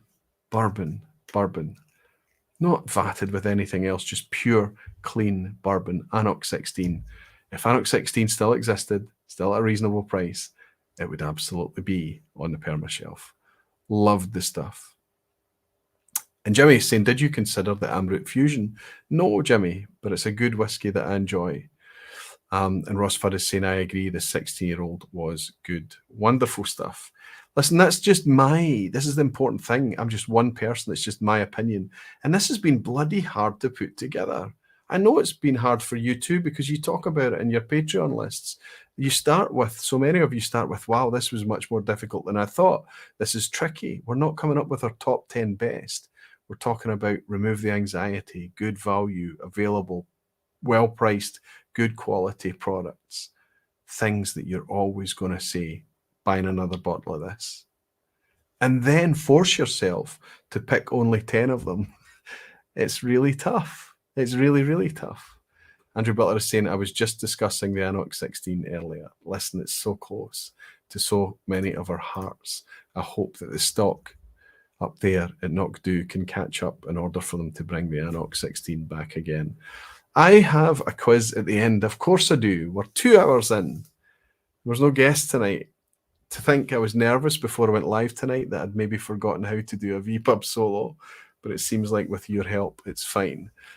But I do have a quiz at the end. Please stay for the quiz. It's a good one. I'm not going to say it's easy, but I'm hoping that it's a good one. I'm hoping it's something that you can have a bit of fun with. Whiskey with Molly is saying, I can't wait for the 4th of July. Got a trip booked for that. I know you're looking forward to it, Ben.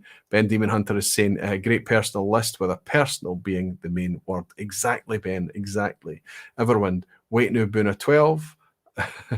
There are some shenanigans. Everwind, put your personal list in the comments underneath, list it, share it with the community. Let's get as much interaction, let's get as much inspiration out there as we possibly can. Ross Fudd is saying, I really can't rely on any good whiskies to stay available. I know it's so tricky these days, isn't it? Depending on where you are and what you're drinking. Thanks everybody for hanging out with me to listen to my 10. Know that it is just my opinion. Cheers. Out of all the whiskies that I have in front of me, none of them are light and bright and fresh. Maybe the Deanston I had earlier. I had a wee Glencadam before I went live tonight as well. Let's go back into this Port Charlotte, see if it's opened up. Oh my goodness. So there's a mulchy, seaweedy, like bitter olives or something. Wow, that was it. I was picking up a wee bit of a funk on it earlier. That's how it's coming out now. There's a metallic.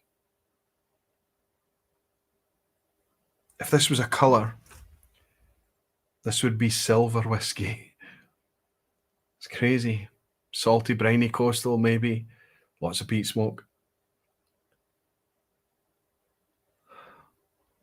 That's a crazy, acidic, metallic funk. It's difficult to define what that is. Rusty or... Let's look for fruit. Citrus peel. Maybe some salty lemon.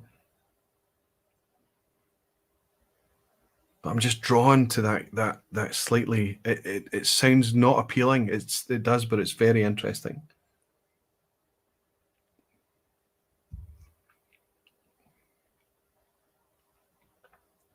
Clean, much cleaner than the nose would suggest. Definitely coastal whiskey.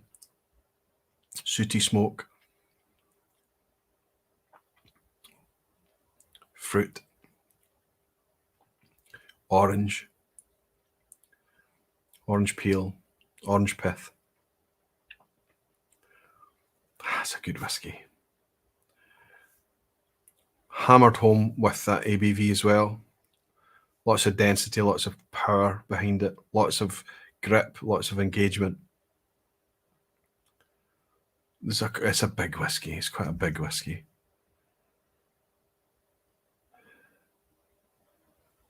Much cleaner on the palate than this nose would suggest.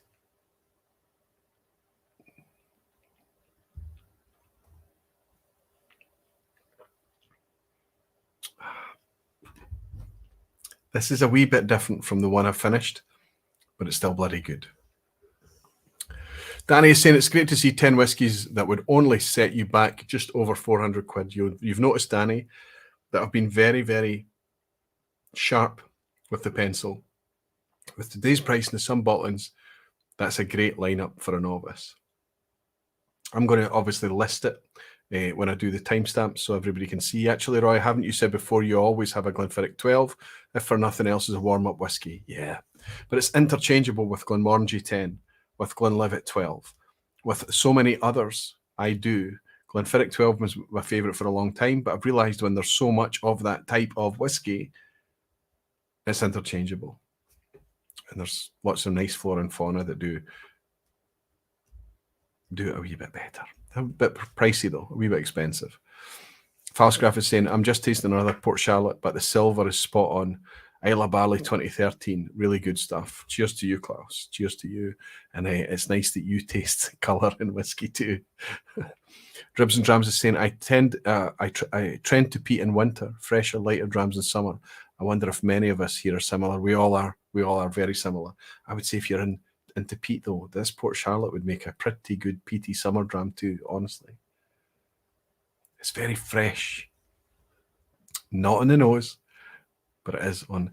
And Hebed is saying, it's hard to argue with your Permashelf, Roy. Well presented and well argued, buddy. Thank you very much, Rolfie. Jimmy Ledaig is saying, what's better than having a standard ABV of 50%? Absolutely, Jimmy. Add a wee bit of water, bring it down, play with it, have fun, relax with it.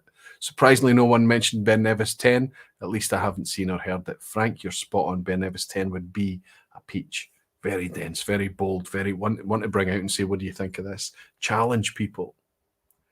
But we can't buy Ben Nevis 10. If you visit Ben Nevis 10 today, on this 9th of June 2022, I know for a fact that Ben Nevis don't have Ben Nevis 10 for sale in their distillery. That's how difficult it is from an availability perspective. Malt Mandy's has said, I used to have Highland Park on the hand all the time, but I've been struggling to keep it stocked with their recent marketing direction. I wonder if Highland Park are coming back round again from our side, buddy. I think that Highland Park they seem to be pumping the brakes a wee bit with all the silly. They seem to be trying to focus in a wee bit. Maybe it's just now. Maybe maybe I'm in a kind of calm period for them, but they're going to come out with lots of silly again. But it's a shame because Highland Park was one of my favourites for a long time. But I get where you're coming from. Lots of people have been confused by that. Anyway, let's get right into the quiz. Now that I've told everybody what the top 10 was, the people that are here for the quiz will stay for the quiz, and everybody else can relax and slink off to your other activities, your bed, whatever it may be. Good stuff. The quiz is always multiple choice. I know I always say this, but it's worthwhile saying that it's always multiple choice. You're only playing against yourself. Share your score only if you want to. I've had a nice time hanging out with you again tonight. It's kind of been nice just for me to read the chat and hang out with you. Hope it's been okay for you. Ben Nevis 10 is available at least earlier this week, says Frank. Oh, wow. Can you add your list later to the description? Absolutely, JG. My whole list will be here. It'll be timestamped and you can skip ahead to the exact point that I talk about that thing. Trenny and C is saying I'm here, better late than never. I think the last vPub that I had here, I think I'm right in saying that it was the night that I was here with Trenny, and the two of us very much enjoyed the wee hours of the morning after the vPub. I hope you're well, buddy, and I hope you've recovered from your jet lag, and I hope you enjoyed your trip to Scotland. Jimmy Legg is saying, Aquaviti, I'm sure you've been in a lot of marketing meetings. Would you have been a dissenting voice at Highland Park when they went loopy? If it was me, yes. If I was part of the marketing team that wasn't really interested in the whiskey or being a whiskey drinker enthusiast and just into the whole kind of marketing thing, I would have probably been like, I know what it's like. And Trenny shouting legend. It's good to have you in, buddy. Good to have you. Okay, strap in for the quiz, everyone. Here we go. I'm going to bring this in. Try and get this to work. Nope, that is the, is it a Speyside thing? We'll skip forward to the quiz, please. I think we have it here. Yes, we do. Fantastic. Good luck, everybody. We'll get through this quite quick because it's almost midnight here. Means it's 1 a.m. if you're in Europe. And yes, we're getting on a wee bit, but I've enjoyed myself tonight. I hope that's okay. Good luck, everybody. Question 1.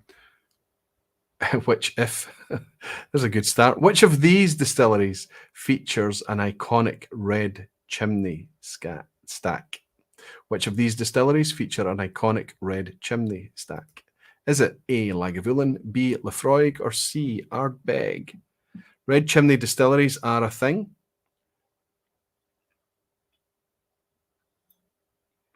I'd love to know the reason why so many of them were red. There's probably a reason.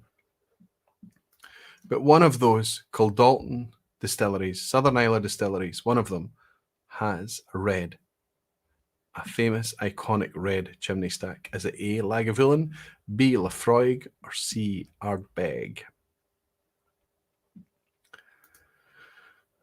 Rolfie thinks C. It looks like the whole rest of the lounge thinks A for Lagavulin. Well, Monday's saying it's got to be A. He's probably going with the crowd. I can tell you, aye, absolutely. Not only is Lagavulin sporting a red chimney stack, but it's got quite a unique squared chimney stack, whereas most of them seem to be round. Ebed is saying, okay, I need to visit Islay.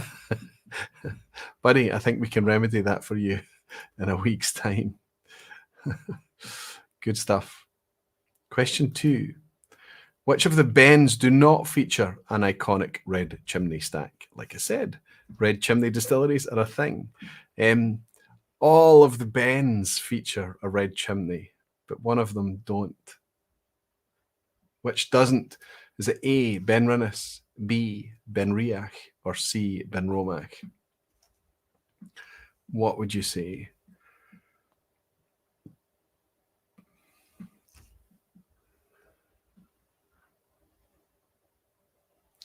I think they may have been built out of red bricks originally, Roy.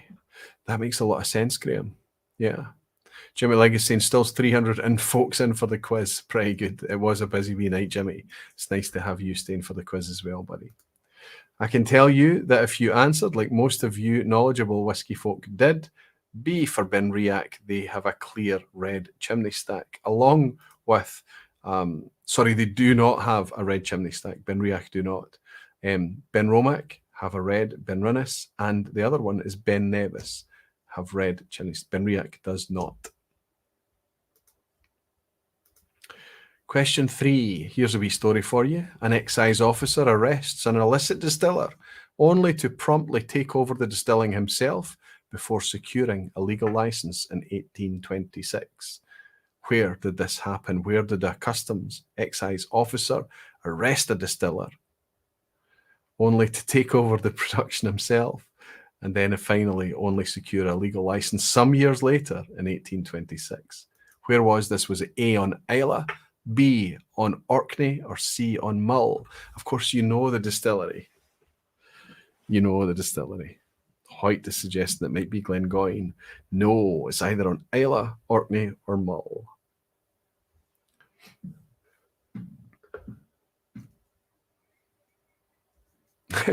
Ian, whiskey in that. Yeah, good to see you, and Ian. How are you doing, buddy?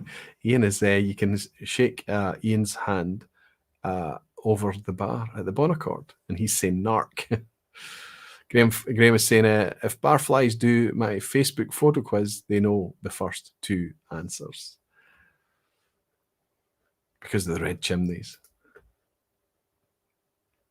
I can tell you all that this is actually Highland Park. This is, I think the name was David Robertson was the name of the excise officer, and he arrested the famous Magnus Jönsson. He locked him up and then took over the distillation himself, and then finally secured a legal license for £10 probably after the Excise Act of 1823 to do things legally. So of course we're talking about B. Orkney. Question 4. When was the first whiskey marketed as a single malt Scotch to the world? When was the first whiskey marketed as a single malt Scotch to the world? When did that happen? Malt's been around forever, but of course it was considered too uncouth, too volatile, up until a point that somebody decided to market single malt Scotch to the world. When was that? Was it A, the 1890s, B, the 1920s, or C, the 1960s? Ben Demon Hunter is saying, "Ooh, cool question." And Ian Bose says, "I knew that as I visited Highland Park last week. 3 out of 3. Good for you, Ian. You've been listening while you've been visiting." Yash Desai is saying, as Meatloaf said, 2 out of 3 ain't bad. Absolutely. Colin is saying, Doc, that's dogs have no uncles. He's saying, I guess it was one of the many Campbeltown distilleries that disappeared. Oh. We're talking about something that was suddenly brought to the world on a real scale, sold globally, but not as a blended product, not with the name of a person, a brand, or a place, but actually sold as a single malt. Might not have been labeled single malt, but it was the first one to be sold. It's what we define today as a single malt. Odjang Lundberg thinks Glenfiddich, and he's absolutely right. It was Glenfiddich, and it was C in the 1960s. Not until 1963 did Glenfiddich have a brand that they had at such scale that they could take single malt to the world. They didn't call it single malt back then. They called it straight malt. It's been called pure malt. It's been called malt. It's been called single malt. Today we know it as single malt. Here's a wee picture of it. I think it'd be an amazing bottle to have on the shelf. It might not make the Permashelf for sure. I dread to think how much it would cost to pick up an original bottle of Glenfiddich. It didn't always have an 8-year age statement on it. But yeah, it was the first one to take malt whiskey as a thing globally. Hoyt is saying my first malt in the early 80s. Okay, let's roll into the picture question. We're looking at an image of a still house here, a glazed still house with 2 elegant looking stills. And obviously I'm just going to ask you where this is. Is this A, Clynelish, B, Glenmorangie, or C, Clydeside? What wee still house are we looking at here? Jimmy Legg is saying tall. Whiskey and Wine Trials. Whiskey and Wine Trails, sorry. Whiskey and Wine Trails is saying 2 out of 4. Started strong, fell off the cliff. Whiskey and Wine Trails, I think that's the first time I've welcomed you in. It's nice to have you here. Neil Cochrane thinks it's Glenmorangie. Fernando thinks it's Glenmorangie. Ian Bose thinks it's Clydeside. And Jenny Carlson is in. Jenny, good to see you. Just joining from Seville. What have I missed? Hey, Jenny, you've missed lots. But don't worry about it. I hope you're having a wonderful time out in Jerez. Thanks for dropping in to say hello. I hope you're doing well. I hope Connell and Alex is doing well too. What distillery are we looking at, Jenny? Are we looking at Clynelish? Are we looking at Glenmorangie? Or are we looking at Clydeside? I can tell you that there's a banana skin here. We are actually looking at Glenmorangie. Why are we looking at Glenmorangie? This is actually their lighthouse distillery, which is a distillery within a distillery. It's not a new thing, but it's a pretty new thing up there at Glenmorangie, and they use it as an experimental distillery. Pretty small scale, and they like to play with things up there. It's Glenmorangie's lighthouse distillery. Question 6. It's a Dramface question. So obviously it's a question that's been plucked out of Dramface reviews, features, or news topics. Loch Lomond have launched 2 expressions for the 150th Open in St Andrews. They both feature what? A, no age statements. They're both non-age stated. B, signatures of Jack Nicklaus. Or C, finishing in wine barriques. What's in common with the 2 special editions for the 150th Open in St Andrews from Loch Lomond? I bought one of them this week. Actually, it's up here. I know you won't see it but it's up on the shelf. It's been over my left shoulder all night.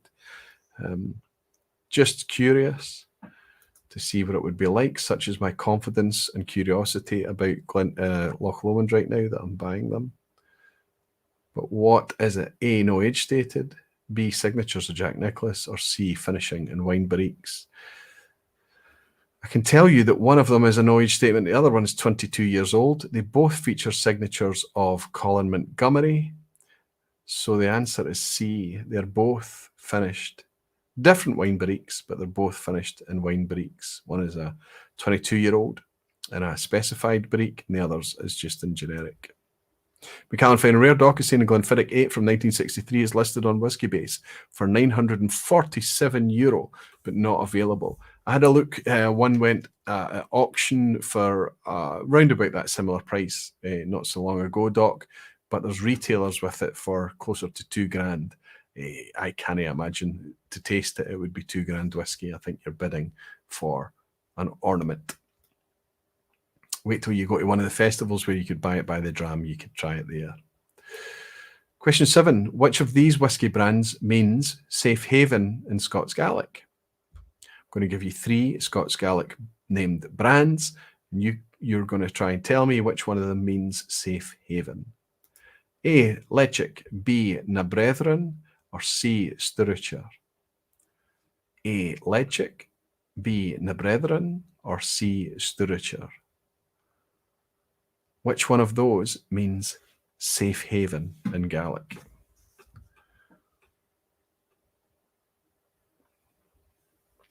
Scoring seems strong so far.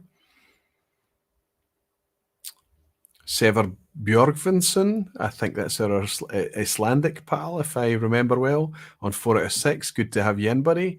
Graham Fraser is on 5. Yash Desai on 4-2. 6 out of 6 for Lassie Hjort Oatsman. This isn't a Menno, he's saying. Terrific score, buddy. Keep strong. I hope you do well. Fernando is saying it is not C. It is not C. I can tell you that C is Sturridger, is helmsman. So it's not C, Fernando. You're absolutely right. B, Na Brethren, means brothers. And A, Ledaig, means safe haven. So if you answered A, you've got that one right, as we run into question 8. Lagavulin Distillery Visitor Centre was once what? So if you go to visit Lagavulin, you're standing at the visitor centre at Lagavulin, you're standing on what used to be A, accommodation for all staff, except the manager, an excise officer, and a watcher. B, a grain store for 5 Southern Islay distilleries. Or C, a whole other distillery. What are you standing on if you go to Lagavulin and you're standing in their visitor centre? Did it used to be accommodation for all the staff except a manager, an excise officer, and a watcher? B, was it a grain store for 5 Southern Islay distilleries? Or was it C, a whole other distillery? This sounds like a Menno question, doesn't it, to me?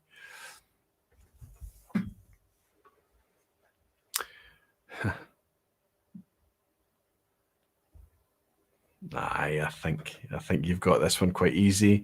Hello, Adrian Madrigal says F, so he's not sure. Good to have you in, Adrian. I hope you're well. It is indeed a whole other distillery. Famously, the visitor centre at Lagavulin is actually where the old malt mill distillery used to be. It ran from, I think it was 1908 or somewhere around then, 1908, until 1962. There is nothing left of malt mill except for one single sample bottle that they display at the distillery.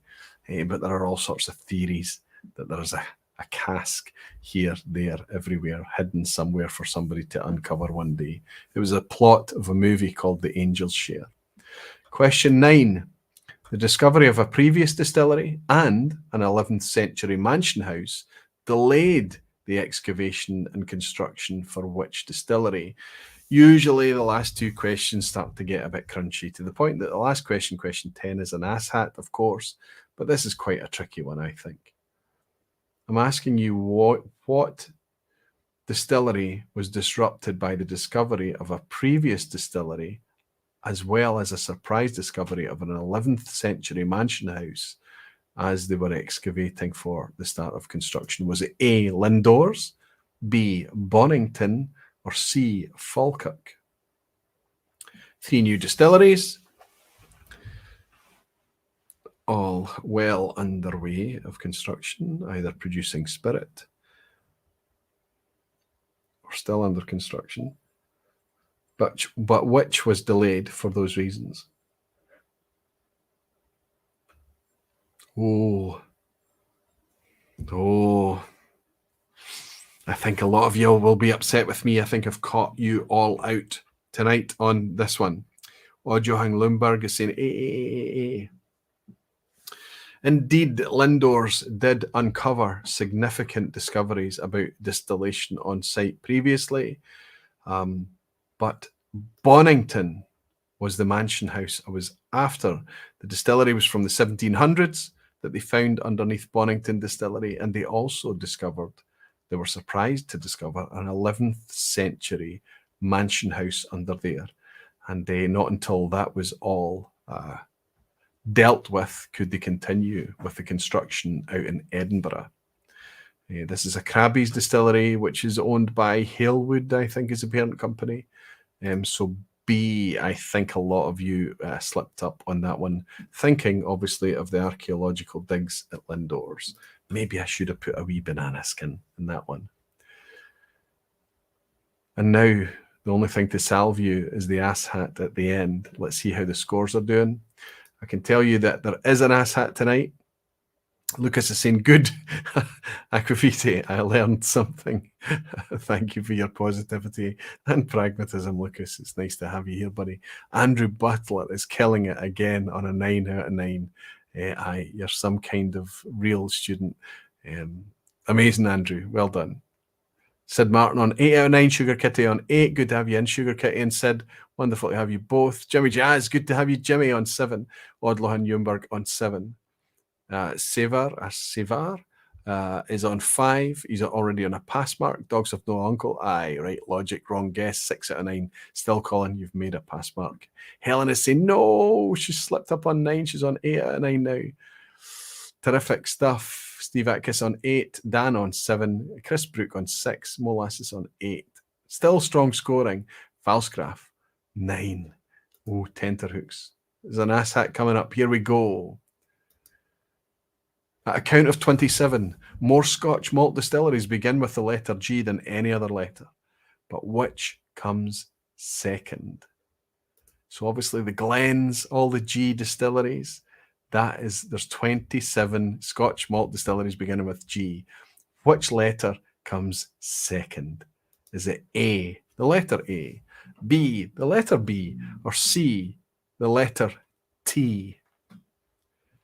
Which of those comes second to G for number of distilleries beginning with that letter? Yes, this is a wee bit of an asshat question, but with a wee bit of pause and thought, you've at least got a chance of getting this one. Colin is saying, I was going to guess M or S. M, Mortlack, Milton Duff, Manic Moore. Oh, there are a few M's. I forgot the M's. I was writing them all down. M isn't an option. There are 5 M's according to my notes. Terrific. Lucas is saying I'll go for A, like asshat, spot on. Terrific stuff. What are we all saying? Listen, you've done very, very well. So many of you are answering the right thing. You're all saying that it was B. And you're absolutely right. 19 distilleries, beginning with B. Let's try this. Balblair, Ballandalach, Balmainach, Balvenie, Ben Nevis, Ben Riach, Ben Rinnis, Ben Romac, Bladnoch, Blair Athol, Bonington, Borders, Bamore, Breval, Brewdog, Brora, Brookladdy, Boonahaven, and Burnobenny. 19B distilleries. And as we know, as we were talking about with the red chimneys earlier, only a few of them are Bens. There we go. Are we celebrating any 10 out of 10s tonight? Oh my goodness, Andrew Butler did kill his 10 out of 10. Superb, Andrew. Congratulations to you, buddy. Are you the only one to take the plaudits tonight?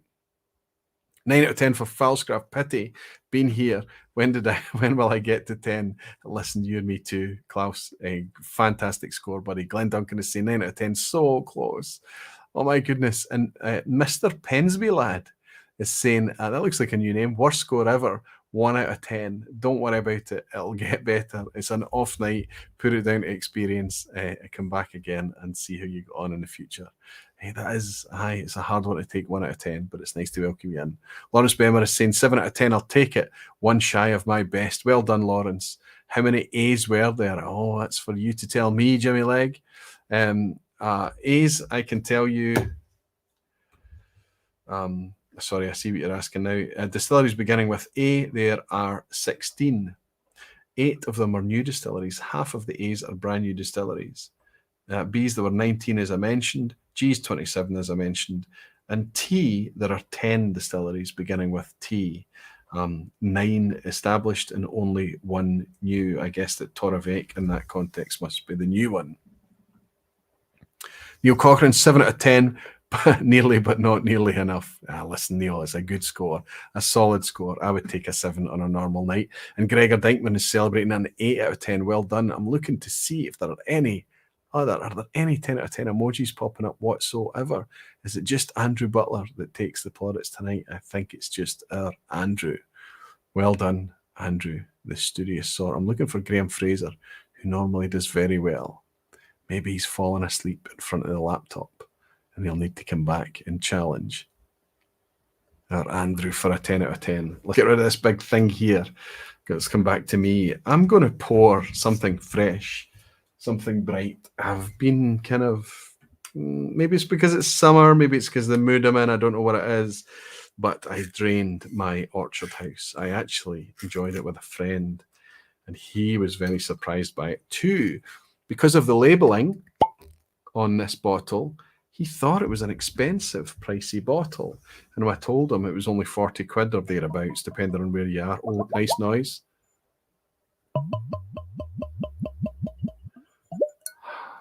Terrific stuff. He was suitably impressed. So I left what was left in my bottle, which he's drained, and he'll be off to pick up a wee, it's so fresh. Green apple.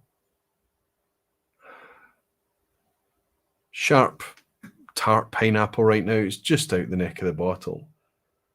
Super fresh, not getting any of that smoke. Light, breezy, linen, outdoors. Wee chalkiness tonight, just based on drinking it in contrast to what else I've had. But so moreish. I know that some of you love the Spice Tree, but if you like a brighter, fresher dram, I think Orchard House might be your pony.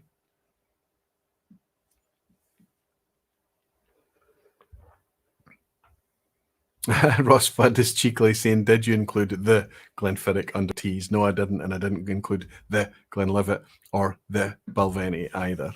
Jimmy Legg has bought me a dram to say this vPub was a 10 out of 10. We'll miss you next week, but have fun from all of us that can't be there with you. Here's what I'm going to try and do.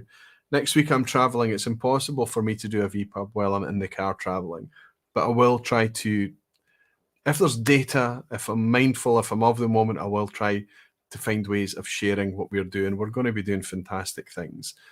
Some guys from Dramface, some guys from the Aquavite channel, some friends of mine just getting together and doing something that's been pent up and waiting for 2 years. We're going to go down to Campbeltown for 2 nights, then head to Islay for 7 nights on Islay, 6 nights on Islay. 2 weeks, sorry, 2 years in the making. I'm beside myself. I just need to stay healthy. Everybody needs to stay healthy to make it happen. If I can share it with you, I will. When we get to Islay, once we've worked out where a data connection is going to be, if we can bring a vPub to you from Islay, I will take all the kit necessary to do that. And if we can't do it, it's not for the want of trying. That's my intention. I know a lot of the people I'm going with don't really know that that's happening, but they can choose to be involved or not. It's up to them. If they want to go off and relax or do something fun, they can. I'll be trying to bring a vPub. But Jimmy, thank you so much for your use of the 10 out of 10 emoji and for buying me a dram as well, buddy. Thank you. You spend a fortune on me, Jimmy Ledaig. Connor Smith is saying, fantastic topic tonight. Reading some of the Barfly's top 10 has given me some inspiration for the odd bottle or two. Cheers. That's what I hope it's going to do, Connor. I hope more and more Barflies not only hit like, but leave their comments underneath. Hellswood is saying, Grand vPub Roy, good to have you back behind the bar. Helen, thank you so much, and thank you for what you've done for me recently. Had a wee peek. It's open here on the browser. I'm going to have a wee look and we can get our heads together. I think you've done an amazing thing already. Gino Camo is celebrating being a member for 27 months. Gino, good to see you, my friend. Another great vPub on the books. Have a good week. You too, buddy. And Yash is saying, have a great time in Campbeltown and on Islay. I cannot wait. I really cannot wait. In the meantime, I'm going to raise this bright, fresh summery dram to all of you in the hope that you can slide into summer and enjoy your whiskey in a slightly different way. Things will be a wee bit patchier, a wee bit quieter. The numbers will be down a lot. It was a crazy busy vPub tonight. I really do appreciate it. I'm sorry I won't be able to bring you a vPub next week. Just the way that it's rolled out, it's just the way that it's happened. I hope you'll forgive me. If there's another place for you to go, I'll let you know about it. I will try and bring a vPub from Islay. All of that feeling, I'll see you back here in a couple of weeks' time. It's wonderful to have been able to hang out with you on a solo topic for tonight. In the meantime, I'm going to raise this glass. Wish you all a great week ahead. Tell you that you're all dearly loved.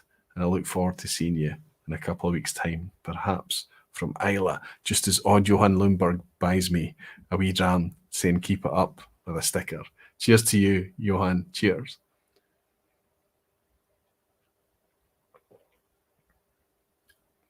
Slant your barflies.